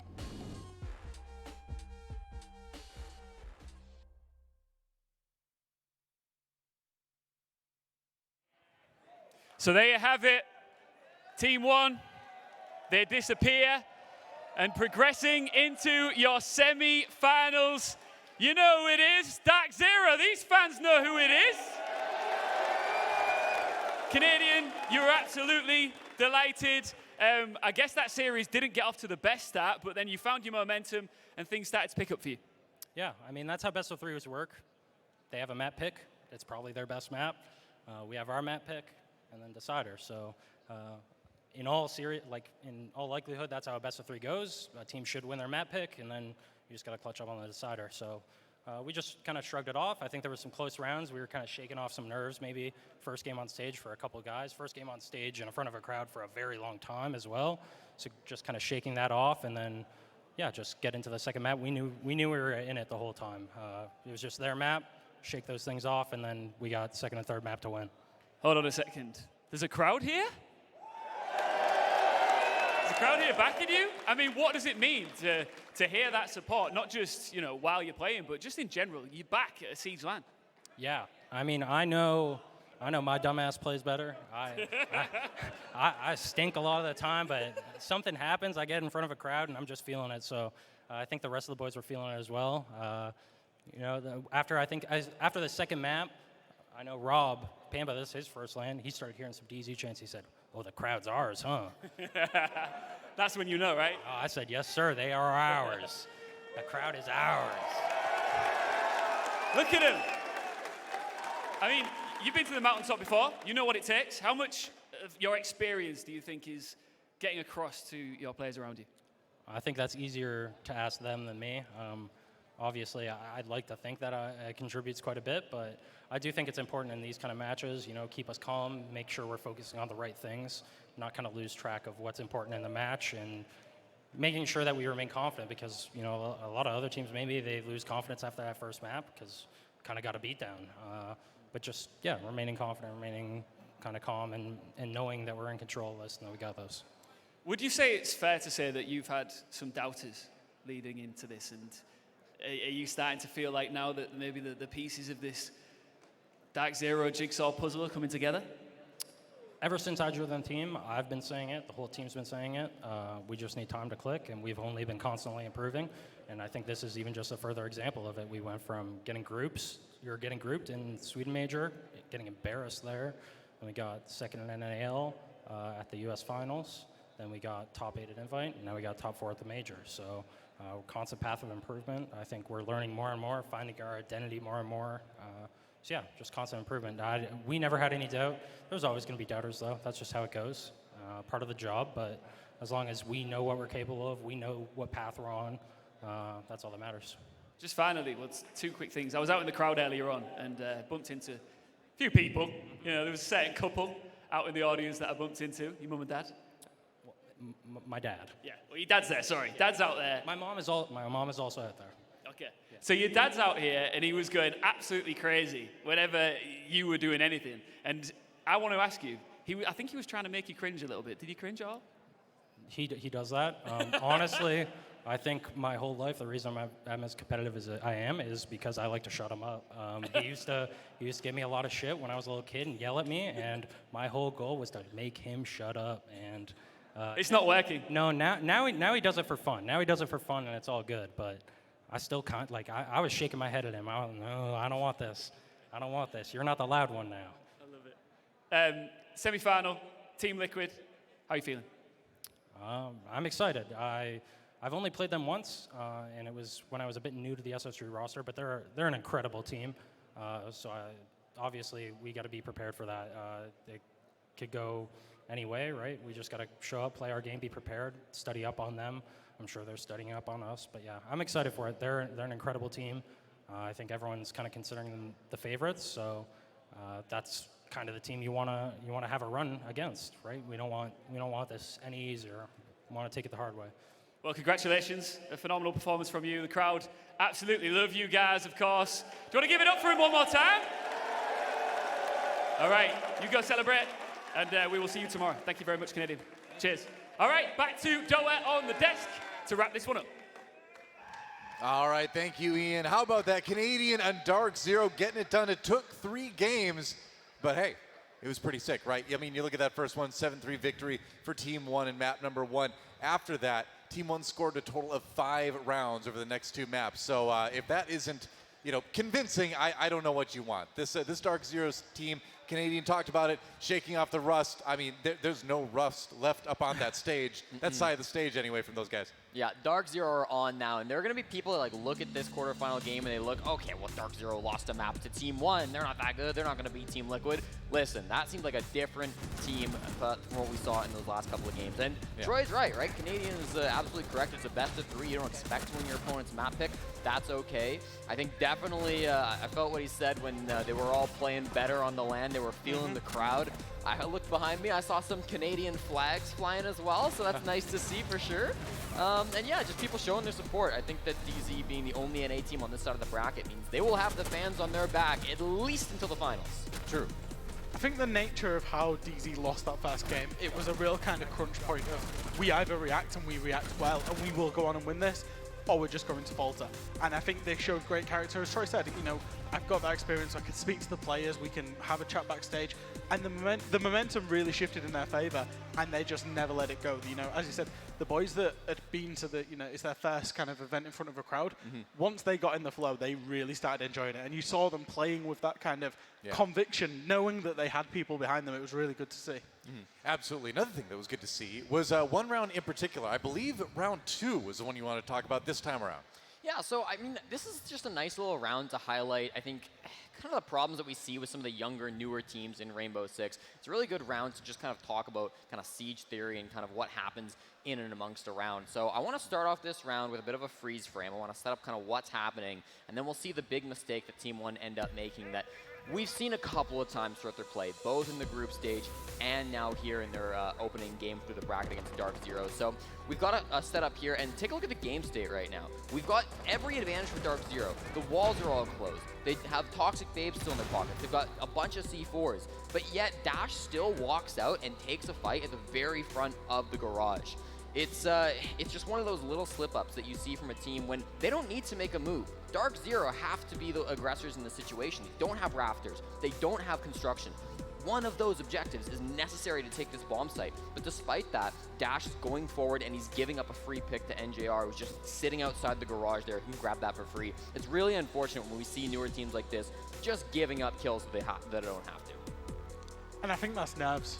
It really is. It's nerves. It's maybe a little bit of desperation, wanting to get one back on the board, because when you're on the other side, as we said, that momentum shift, when you're on the other side of it, you get itchy. You want to make that play, so you're going to try and make that play, and you get punished. And realistically, like you said, they had the full advantage. They just needed to sit still, play stuck in the mud. They would have won the round, but they're that eager to get the round over the line. They've cost themselves it, and it's a tricky one to see. Yeah, absolutely. I think we got to talk about Team 1 a little bit too. I mean, for a team, again, that had been playing together for roughly 2 months, a little bit over that, I believe, for Lagonas to have to kind of remake the roster again, for them to get to the quarterfinals was a very impressive performance. And we saw great play out of individuals like Dash, of course, in map number 1. Yeah. So despite the fact that they are gone from the major now, certainly perhaps a force to be reckoned with down the line. Yeah, I think Team 1, honestly, like, it's not a great tournament, I guess, from a results POV. You don't want to go out first round in the playoffs. But I do think, given everything, they played a great tournament. I mean, they had to deal with so much, being stuck in Mexico for part of the tournament, then having to play with, like, half their team here. They really did go through a lot. And sure, like, their group was arguably easier than anyone else's just because there were only 3 teams. But still, you got to give a credit for them to be able to push their team this far, even taking a map off DarkZero, playing so close there. I think that's a huge deal for them, and I think they can be proud. Obviously, young roster, I think they've still got a long road ahead of them. And I think if you look at the fact that this is a rebuild project and they've plucked people out of Challenger League, out of